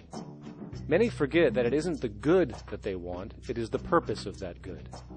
When we realize that the good itself is only as important as its utility, we see that external restriction, or what we might call today ownership, is extremely wasteful and environmentally illogical in a fundamental economic sense. So, we need to devise a strategy called strategic access. This will be the foundation of our demand distribution tracking system, which makes sure we can meet the demand of the population's needs for access of whatever they need when they need it. And as far as physically obtaining the goods, centralized and regional access centers all make sense for the most part, placed in close proximity to the population, and a person would simply come in, take the item, use it, and when finished, return it when it is no longer needed. Sort of how a library works today. In fact, these centers could not only exist in the community in the way we see local stores today, but specialized access centers would exist in specific areas where often certain goods are utilized, saving more energy with less repeat transport. And once this demand tracking system is in order, it is tied into our production management system, and of course into our resource management system, hence creating a unified, dynamically updating global economic management machine that simply makes sure we remain sustainable, starting with securing the integrity of our finite resources, moving to make sure we only create the best, most strategic goods possible, while distributing everything in the most intelligent and efficient way. And the unique result of this preservation-based approach, which is intuitively counter to many, is that this logical, ground-up, empirical process of preservation and efficiency, which can only define true human sustainability on this planet, would likely enable something never before seen in human history. Access abundance, not just for a percentage of the global population, but the entire civilization. This economic model, as was just generalized, this responsible systems approach to total Earth resource management and processes, designed again to do nothing less than take care of humanity as a whole in the most efficient and sustainable way, could be termed a resource-based economy. The idea was defined in the 1970s by structural engineer Jacques Fresco. He understood back then that society was on a collision course with nature and itself, unsustainable on every level. And if things didn't change, we would destroy ourselves one way or another. Are all these things you're saying, Jacques, could they be built with what we know today, or are some of these things, are you guessing based on what we know today? No. All of these things can be built with what we know today. It would take 10 years to change the surface of the earth, to rebuild the world into a second Garden of Eden. The choice lies with you. The stupidity of a nuclear arms race, the development of weapons, trying to solve your problems politically by electing this political party or that political party, that all politics is immersed in corruption. Let me say it again. Communism, socialism, fascism, the Democrats, the liberals, we want to absorb human beings. All organizations that believe in a better life for man, there are no Negro problems or Polish problems or Jewish problems or Greek problems or women's problems. They're human problems. I'm not afraid of anybody. I don't work for anyone. No one can discharge me. I have no boss. I am afraid to live in the society we live in today. Our society cannot be maintained by this type of incompetency. It was great, the free enterprise system, about 35 years ago. That was the last of its usefulness. Now we've got to change our way of thinking or perish. The horror movies of the future will be our society, the way it didn't work. And politics would be part of a horror movie. Lots of people today use the term cold science because they're analytical. And they don't even know what analytical means. Science means closer approximations of the way the world really works. So it's telling the truth, is what it is. A scientist doesn't try to get along with people. They tell them what their findings are. They have to question all things. And if some scientist comes up with an experiment that shows certain materials have certain strength, other scientists have to be able to duplicate that experiment and come up with the same results. Even if a scientist feels that an airplane wing, due to mathematics or calculations, can hold up a given amount of weight, they still pile sandbags on it to see when it breaks. And they say, you know, my calculations are right, or they're not correct. I love that system because it's free of bias and free of thinking that math can solve all the problems. You have to put your math to test also. I think that every system that can be put to test should be put to test. And that all decisions should be based upon research. A resource-based economy is simply the scientific method applied to social concern, an approach utterly absent in the world today. Society is a technical invention, and the most efficient methods of optimized human health, physical production, distribution, city infrastructure, and the like reside in the field of science and technology, not politics or monetary economics. It operates in the same systematic way as, say, an airplane, and there is no Republican or liberal way to build an airplane. Likewise, nature itself is the physical referent we use to prove our science, and it is a set system, emerging only from our increased understanding of it. In fact, it has no regard for what you subjectively think or believe to be true. Rather, it gives you an option. You can learn and fall in line with its natural laws and conduct yourself accordingly, invariably creating good health and sustainability, or you can go against the current to no avail. It doesn't matter how much you believe you can just stand up right now and walk on the wall next to you. The law of gravity will not allow it. If you do not eat, you will die. If you are not touched as an infant, you will die. As harsh as it may sound, nature is a dictatorship, and we can either listen to it and come in harmony with it, or suffer the inevitable adverse consequences. So, a resource-based economy is nothing more than a set of proven, life-supporting understandings where all decisions are based upon optimized human and environmental sustainability. It takes into account the empirical life ground, which every human being shares as a need, regardless, again, of their political or religious philosophy. There is no cultural relativism to this approach. It isn't a matter of opinion. Human needs are human needs, and having access to the necessities of life, such as clean air, nutritious food, and clean water, along with a positively reinforcing, stable, nurturing and non-violent environment is demanded for our mental and physical health, our evolutionary fitness, and hence the species' survival itself. A resource-based economy would be based upon available resources. You can't just bring a lot of people to an island or build a city of 50,000 people without having access to the necessities of life. So when I use the term a comprehensive systems approach, I'm talking about doing an inventory of the area first and determining what that area can supply, not just architectural approach, not just design approach, but design must be based on all of the requirements to enhance human life. And that's what I mean by an integrated way of thinking. Food, clothing, shelter, warmth, love, all those things are necessary. If you deprive people of any of them, you have a lesser human being, less capable of functioning. As previously outlined, a resource-based economy's ground-up, global, systems approach to extraction, production, and distribution is based upon a set of true economic mechanisms, or strategies, which guarantee efficiency and sustainability in every area of the economy. So, continuing this train of thought regarding logical design, what is next in our equation? Where does all this materialize? Cities. The advent of the city is a defining feature of modern civilization. Its role is to enable efficient access to the necessities of life, along with increased social support and community interaction. So how would we go about designing an ideal city? What shape should we make it? Square? Trapezoid?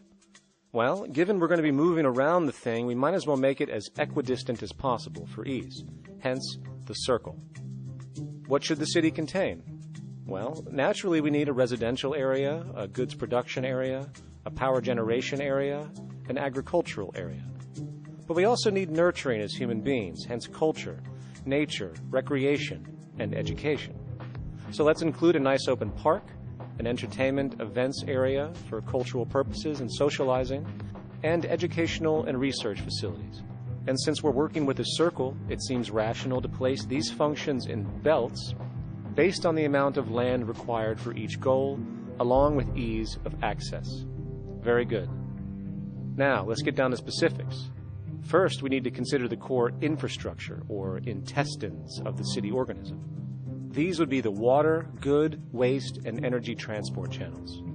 Just as we have water and sewage systems under our cities today, we would extend this channeling concept to integrate waste recycling and delivery itself. No more mailmen or garbage men. It is built right in. We could even use automated pneumatic tubes and similar technologies. Same goes for transport. It needs to be integrated and strategically designed to reduce or even remove the need for wasteful, independent automobiles. Electric trams, conveyors, transveyors, and maglevs, which can take you virtually anywhere in the city, even up and down, along with connecting you to other cities as well. And of course, in the event an automobile is required, it is automated by satellite for safety and integrity. In fact, this automation technology is in working order right now.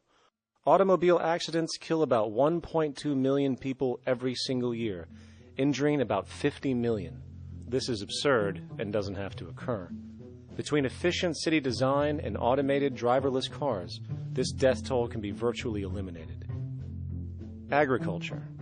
Today, through our haphazard, cost-cutting industrial methods, using pesticides, excessive fertilizers, and other means, we have successfully destroyed much of the arable land on this planet, not to mention also extensively poisoning our bodies.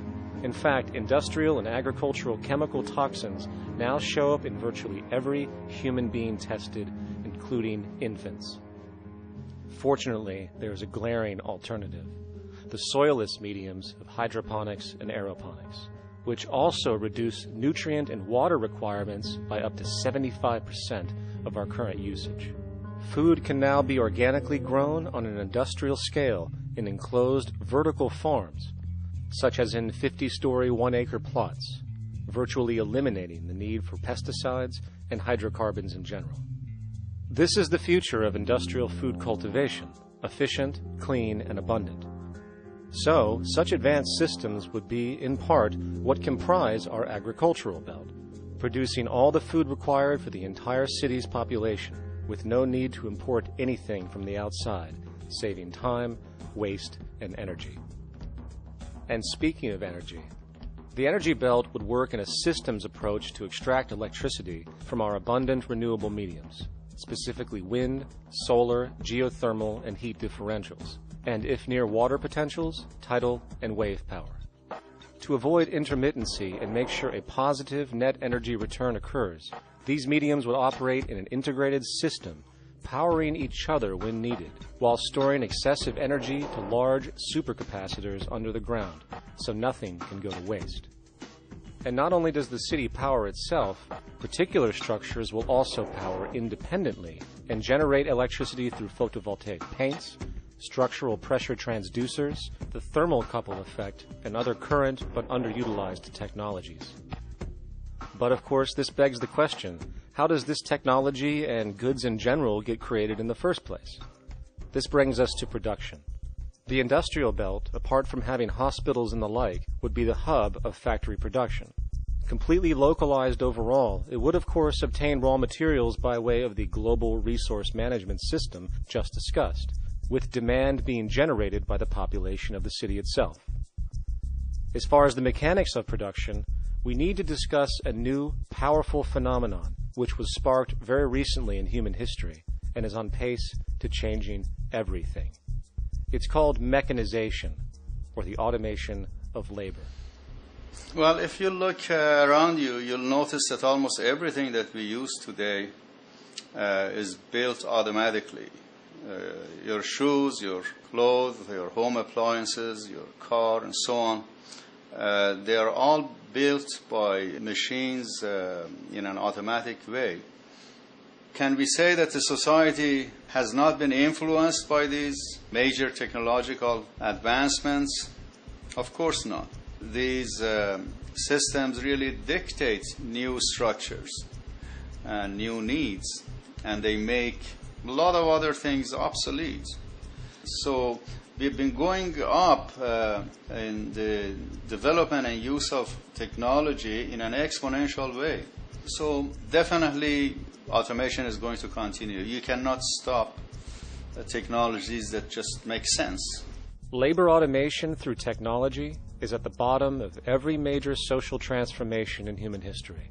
From the agricultural revolution and the invention of the plow, to the Industrial Revolution and the invention of the powered machine, to the information age we live in now through essentially the invention of advanced electronics and computers. And with regard to advanced production methods today, mechanization is now evolving on its own, moving away from the traditional method of assembling component parts into a configuration into an advanced method of creating entire products in one single process. Like most engineers, I'm fascinated by biology because it's so full of examples of extraordinary pieces of engineering. And what biology is the study of things that copy themselves. Of course, that's good a definition of life as we've got. Again, as an engineer, I've always been intrigued by the idea of machines that would copy themselves. RepRap is a three-dimensional printer. That's to say, it's a printer that you plug into a computer, and instead of making two-dimensional sheets of paper with patterns on, it makes real, physical, three-dimensional objects. Now, there's nothing new about that. 3D printers have been around for about 30 years. The big thing about RepRap is that it prints most of its own parts. So if you've got one, you can make another one and give it to a friend, as well as being able to print lots of useful things. From the simple printing of basic household goods in your home to the printing of an entire automobile body in one swoop, advanced automated 3D printing now has the potential to transform virtually every field of production, including home construction. Contour crafting is actually a fabrication technology, the so-called 3D printing, when you directly build a 3D object from a computer model. Using contour crafting, it will be possible to build a 2,000 square foot home entirely by the machine in one day. The reason that people are interested in automating construction is that it really brings a lot of benefits. For example, construction is pretty labor intensive, and although it provides job for a sector of the society, it also has issues and complications. For example, construction is the most dangerous job that there is. It is worse than mining and agriculture. It has got the highest level of fatality almost in every country. Another issue is the waste. An average home in the United States has 3 to 7 tons of waste. So this is huge if we look at the impact of construction and knowing that about 40% of all materials in the world are used in construction. So big waste of energy and resources and big damage to the environment as well. Making homes using hammers and nails and wood with the state-of-art technology today is really absurd and will go the way of our labor class in regards to manufacturing in the United States. Recently, there was a study by economist David Autor of MIT that states that our middle class is obsolete and being replaced by automation. Quite simply, mechanization is more productive, efficient, and sustainable than human labor in virtually every sector of the economy today. Machines do not need vacations, breaks, insurance, pensions, and they can work 24 hours a day every day. The output potential and accuracy compared to human labor is unmatched. The bottom line, repetitive human labor is becoming obsolete and impractical across the world, and the unemployment you see around you today is fundamentally the result of this evolution of efficiency in technology. For years, market economists have dismissed this growing pattern, which could be called technological unemployment, because of the fact that new sectors always seem to emerge to reabsorb the displaced workers. Today, the service sector is the only real hub left and currently employs over 80% of the American workforce, with most industrialized countries maintaining a similar proportion. However, this sector is now being challenged increasingly by automated kiosks, automated restaurants, and even automated stores. Economists today are finally acknowledging what they have been denying for years. Not only is technological unemployment exacerbating the current labor crisis we see across the world due to the global economic downturn, but the more the recession deepens, the faster the industries are mechanizing. The catch, which is not realized, is that the faster they mechanize to save money, the more they displace people, the more they reduce public purchasing power. This means that while the corporation can produce everything more cheaply, fewer and fewer people will actually have money to buy anything, regardless of how cheap they become. The bottom line is that the labor for income game is slowly coming to an end. In fact, if you take a moment to reflect on the jobs which are in existence today, which automation could take over right now if applied, 75% of the global workforce could be replaced by mechanization tomorrow. And this is why, in a resource-based economy, there is no monetary market system, no money at all, for there is no need. A resource-based economy recognizes the efficiency of mechanization and accepts it for what it offers. It doesn't fight it like we do today. Why? Because it is irresponsible not to, given any interest in efficiency and sustainability. And this brings us back to our city system. In the center is the central dome, which not only houses the educational facilities and transportation hub, it also hosts the mainframe that runs the city's technical operations.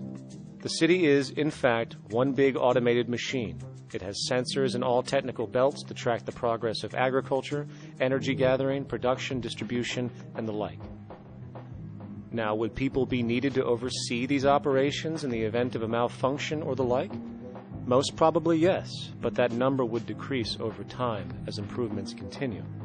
However, as of today, maybe 3% of the city population would be needed for this job when you break it down. And I can assure you that in an economic system which is actually designed to take care of you and secure your well-being, without you having to submit to a private dictatorship on a daily basis, usually to a job that is either technically unnecessary or socially pointless, while often struggling with debt that doesn't exist just to make ends meet. I guarantee you people will volunteer their time left and right to maintain and improve a system that actually takes care of them. And coupled with this issue of incentive comes the common assumption that if there isn't some external pressure for one to work for a living, people will just sit around, do nothing, and turn into fat, lazy blobs. This is nonsense. The labor system we have today is in fact the generator of laziness, not a resolver of it. If you think back to when you were a child, full of life, interested in new things to understand, likely creating and exploring, but as time went on, the system pushed you into the focus of figuring out how to make money. And from early education to study at a university, you are narrowed, only to emerge as a creature which serves as a cog in a wheel in a model that sends all the fruits to the upper 1%. Scientific studies have now shown that people are, in fact, not motivated by monetary reward when it comes to ingenuity and creation. The creation itself is the reward. Money, in fact, appears only to serve as an incentive for repetitive, mundane actions, a role we have just now shown can be replaced by machine. So when it comes to innovation, the actual use of the human mind, the monetary incentive has proven to be a hindrance, interfering and detracting from creative thought. And this might explain why Nikola Tesla, the Wright brothers, and other inventors who contributed massively to our current world never showed a monetary incentive to do so. Money is, in fact, a false incentive and causes 100 times more distortion than it does contribution. Good morning, class. Please settle down. The first thing I would like to do is go around the room and ask what everyone would like to be when they grow up. Who'd like to go first? Okay, how about you, Sarah? When I grow up, I want to work at McDonald's like my mom. Oh, family tradition, eh? How about you, Linda? When I grow up, I'm going to be a prostitute on the streets of New York City. Oh, glamour girl, huh? Very ambitious. How about you, Tommy? When I grow up, I'm going to be a rich, elitist businessman who works on Wall Street and profits off of the collapse of foreign economies. Enterprising. And great to see some multicultural interest.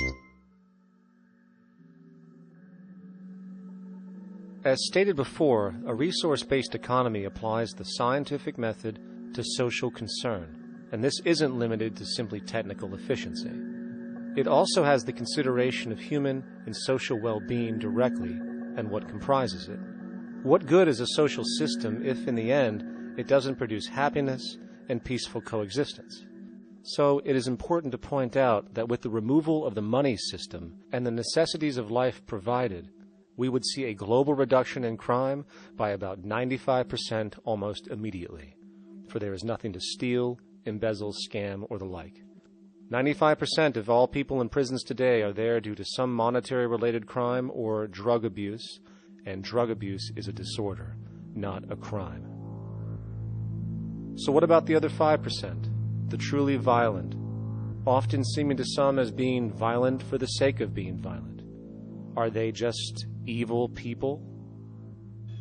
The reason that I frankly think it's a waste of time to engage in moral value judgments about people's violence is because it doesn't advance by one iota our understanding of either the causes or the prevention of the violent behavior.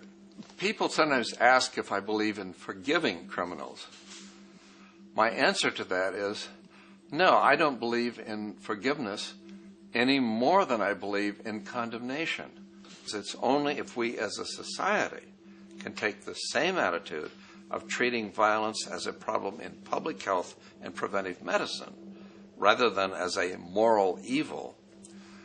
It's only when we make that change in our own attitudes and assumptions and values that we will actually succeed in reducing the level of violence rather than stimulating it, which is what we do now. The more justice you seek, the more hurt you become, because there's no such thing as justice. There is whatever there is out there. That's it.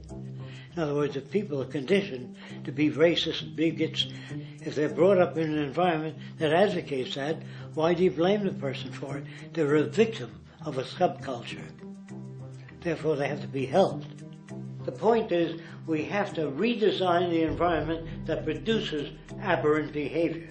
That's the problem, not putting a person in jail.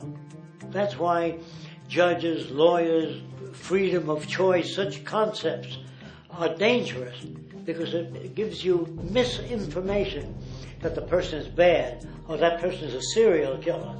Serial killers are made, just like soldiers become serial killers with a machine gun. They become killing machines, but nobody looks at them as murderers or assassins, because that's natural. So we blame people. We say, well, this guy was a Nazi, he tortured Jews. No, he was brought up to torture Jews. Once you accept the fact that people have individual choices and they're free to make those choices, free to make choices means without being influenced. And I can't understand that at all. All of us are influenced in all our choices by the culture we live in, by our parents, and by the values that dominate. So we're influenced. So there can't be free choices. What's the greatest country in the world? The true answer, I haven't been all over the world, and I don't know enough about different cultures to answer that question. I don't know anybody that speaks that way. They say, good old USA, the greatest country in the world. There's no survey. Have you been to India? No. Have you been to England? No. Have you been to France? No. What do you make your assumptions on? They can't answer. They get mad at you. They say, well, goddamn it, who the hell are you to tell me what to think? You know, don't forget, you're dealing with aberrated people responsible for their answers. They're victims of culture. That means they've been influenced by their culture.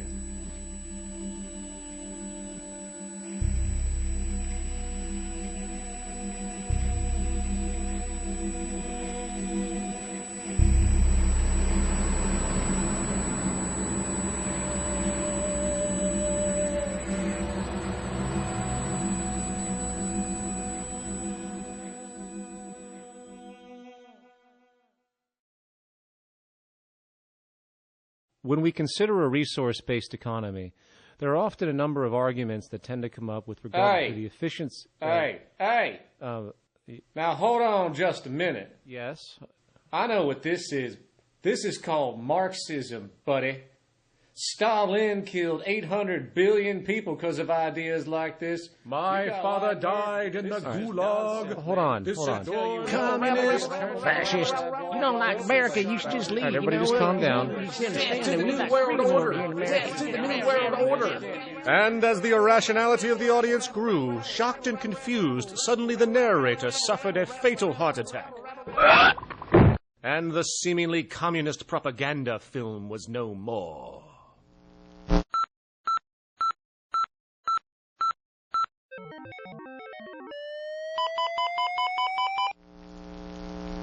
You know, I've said that sort of thing to people in think tank type of situations, and these Club of Rome types and so forth. Marxist?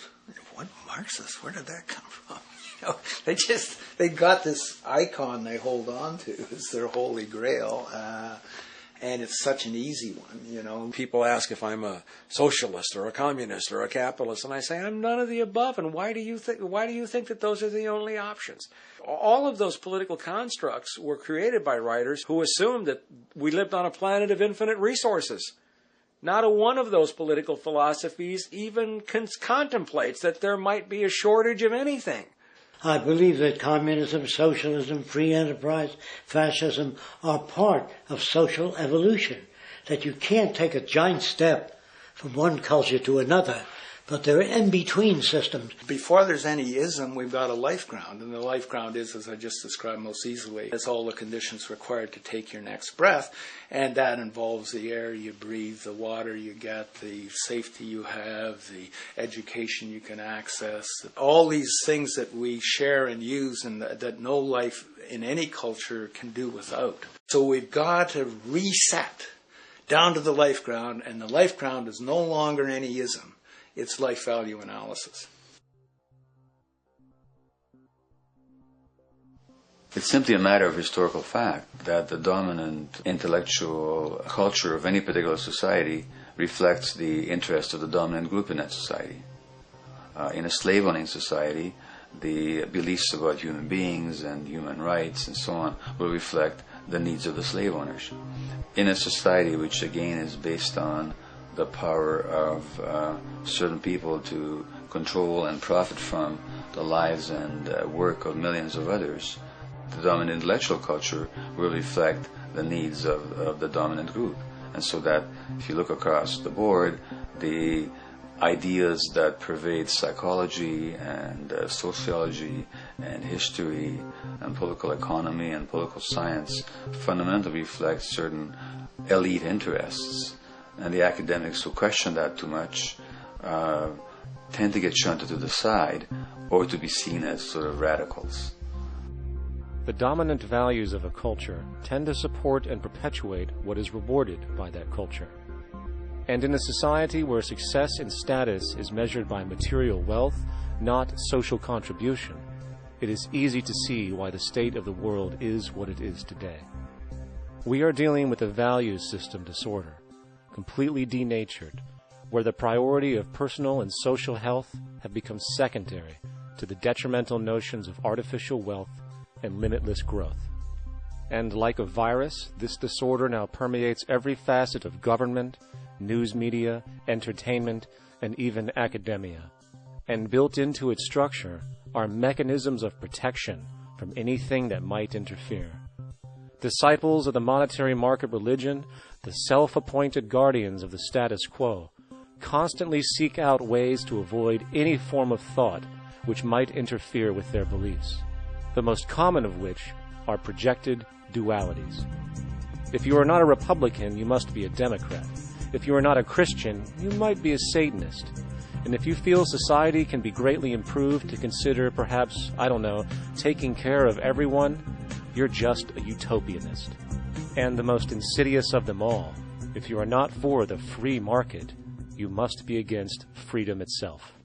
I'm a believer in freedom. Every time you hear the word freedom being said anywhere or government interference said anywhere, it means, decoded, blocking maximization of turning money into more money for private money possessors. That's it. Every other thing they'll say, we need more commodities for people, this is freedom against tyranny and so forth. Every time you see it, you can decode it down to that. And I think you'll find a one-to-one correlation with every time they use it. And this is a sense in which we might call it's a syntax, a governing syntax of understanding and of value, so that it governs beneath their own recognition of it. So they may not say, I didn't mean that at all, but in fact, that's what they do. Just like you may speak a grammar, and you have rules of grammar you follow without recognizing what the rules are. And so what we have is what I call the ruling value syntax that underlies this. So every time they use these words, government interference, lack of freedom, or progress, or development, you can decode them all to come back to mean that. Of course, when you hear the word freedom, it tends to be in the same sentence with something called democracy. It's fascinating how people today seem to believe that they actually have a relevant influence on what their government does, forgetting that the very nature of our system offers everything for sale. The only vote that counts is the monetary vote, and it doesn't matter how much any activist yells about ethics or accountability. In a market system, every politician, every legislation, and hence every government is for sale.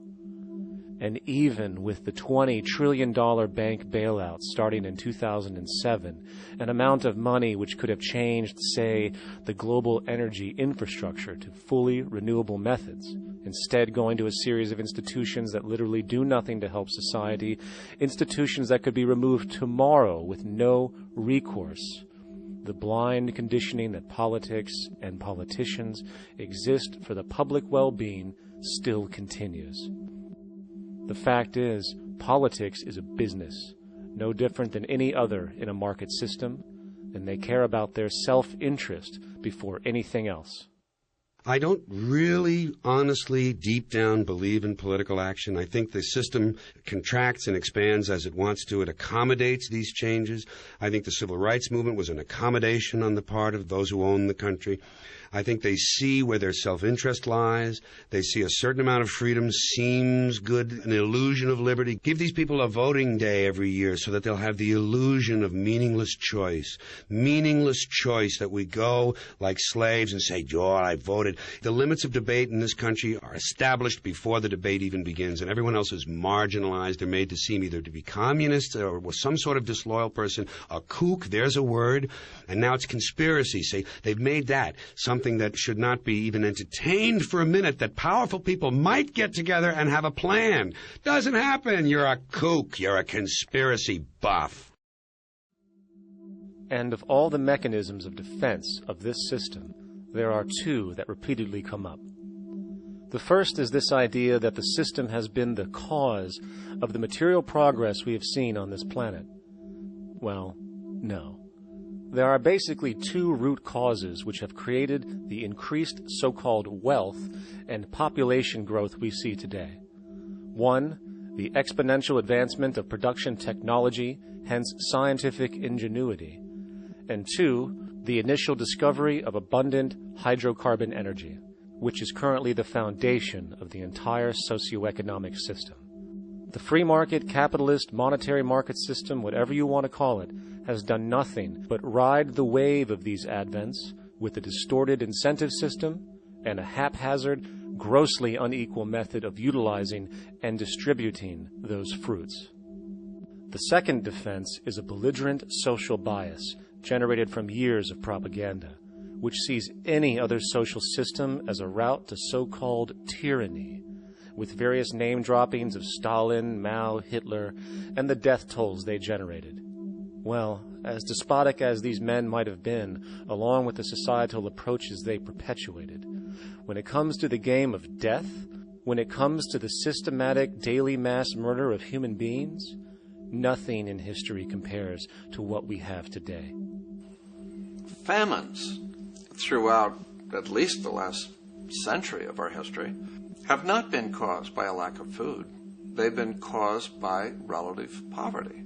The economic resources were so inequitably distributed that the poor simply didn't have enough money with which to buy the food that would have been available if they could have afforded to pay for it. That would be an example of structural violence. Another example, in Africa and some other areas, but I'll particularly focus on Africa, tens of millions of people are dying of AIDS. Why are they dying? It's not because we don't know how to treat AIDS. We have, millions of people in the wealthy countries are getting along remarkably well because they have the medicines that will treat it. The people in Africa who are dying of AIDS are not dying because of the HIV virus. They're dying because they don't have the money with which to pay for the drugs that would keep them alive. Gandhi saw this. He said the deadliest form of violence is poverty. And that's absolutely right. Poverty kills far more people than all the wars in history, more people than all the murderers in history, more than all the suicides in history. Not only does structural violence kill more people than all the behavioral violence put together, structural violence is also the main cause of behavioral violence.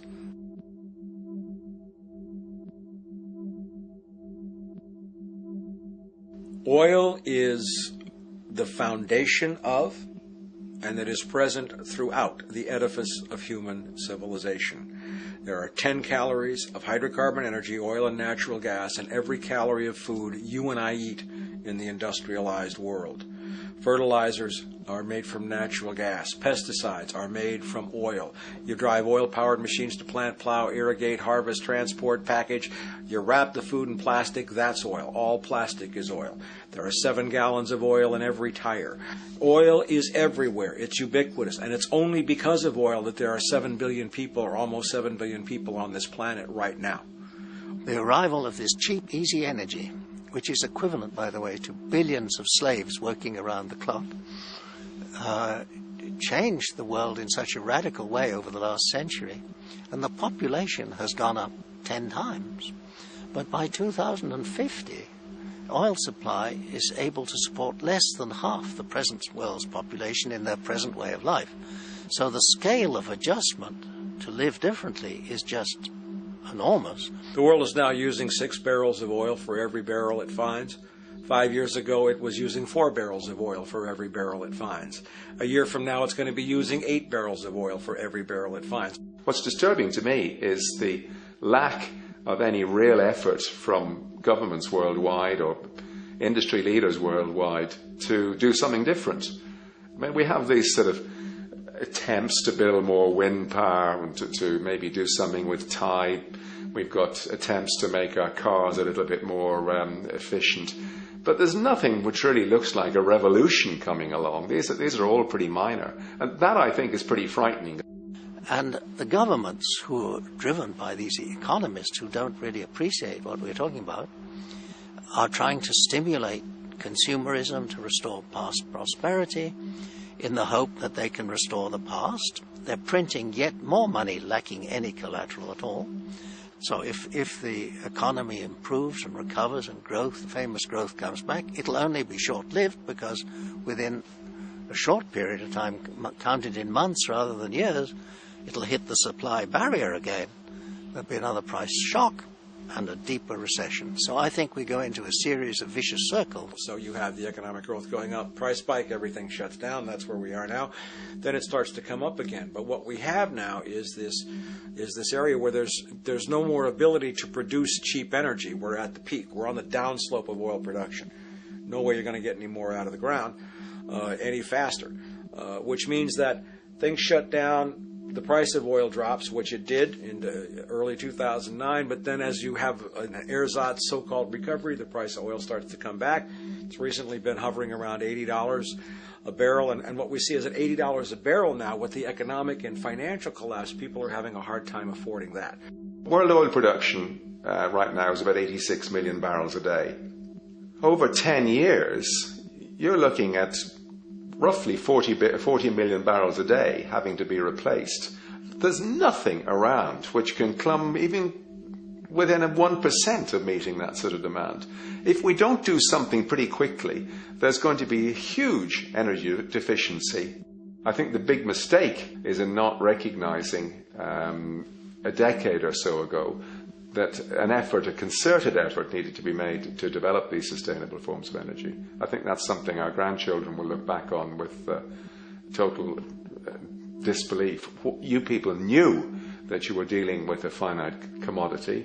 How could you possibly have built your economy around something which was going to disappear? For the first time in human history, the species is now faced with the depletion of a core resource central to our current system of survival. And the punchline of the whole thing is that even with oil becoming more and more scarce, the economic system will still blindly push its cancerous growth model, so people can go out and buy more oil-powered cars to generate GDP and jobs, exacerbating the decline. Are there solutions to replace the edifice of the hydrocarbon economy? Of course. But the path needed to accomplish these changes will not manifest through the market system protocols required, since new solutions can only be implemented through the profit mechanism. People are not investing in renewable energies because there is no money in it in both the long and short term, and the commitment needed to make it happen can only occur at a severe financial loss. Hence, there is no monetary incentive, and in this system, if there's no monetary incentive, things do not happen. And on top of it all, peak oil is just one of many surfacing consequences of the environmental social train wreck gaining speed today. Other declines include freshwater, the very fabric of our existence, which is currently showing shortages for 2.8 billion people, and those shortages are on pace to reach 4 billion by 2030. Food production, the destruction of arable cropland, from which 99.7% of all human food comes from today, is occurring up to 40 times faster than it is being replenished. And over the last 40 years, 30% of the arable land has become unproductive. Not to mention that hydrocarbons are the backbone of agriculture today, and as it declines, so will the food supply.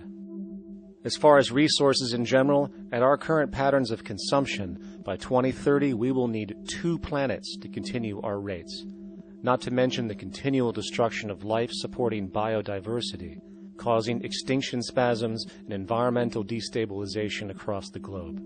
And with all of these declines, we have the near exponential population growth, where by 2030 there might be over 8 billion people on this planet. Energy production alone would need to increase 44% by 2030 to meet such demand. And again, since money is the only initiator of action, are we to expect that any country on the planet is going to be able to afford the massive changes needed to revolutionize agriculture, water processing, energy production, and the like, when the global debt pyramid scheme is slowly shutting the entire world down? Not to mention the fact that the unemployment you currently see is going to become normality due to the nature of technological unemployment. The jobs are not coming back. And finally, a broad social perspective. From 1970 to 2010, poverty on this planet doubled due to this system. And given our current state, do you honestly think we will see anything less than more doubling, more suffering, and more mass starvation? There is not going to be any recovery. This is not some long depression that we're someday going to pull out of. I think the next phase we're going to see after the next round of economic collapse is massive civil unrest, when employment checks stop being paid because the states have no money left.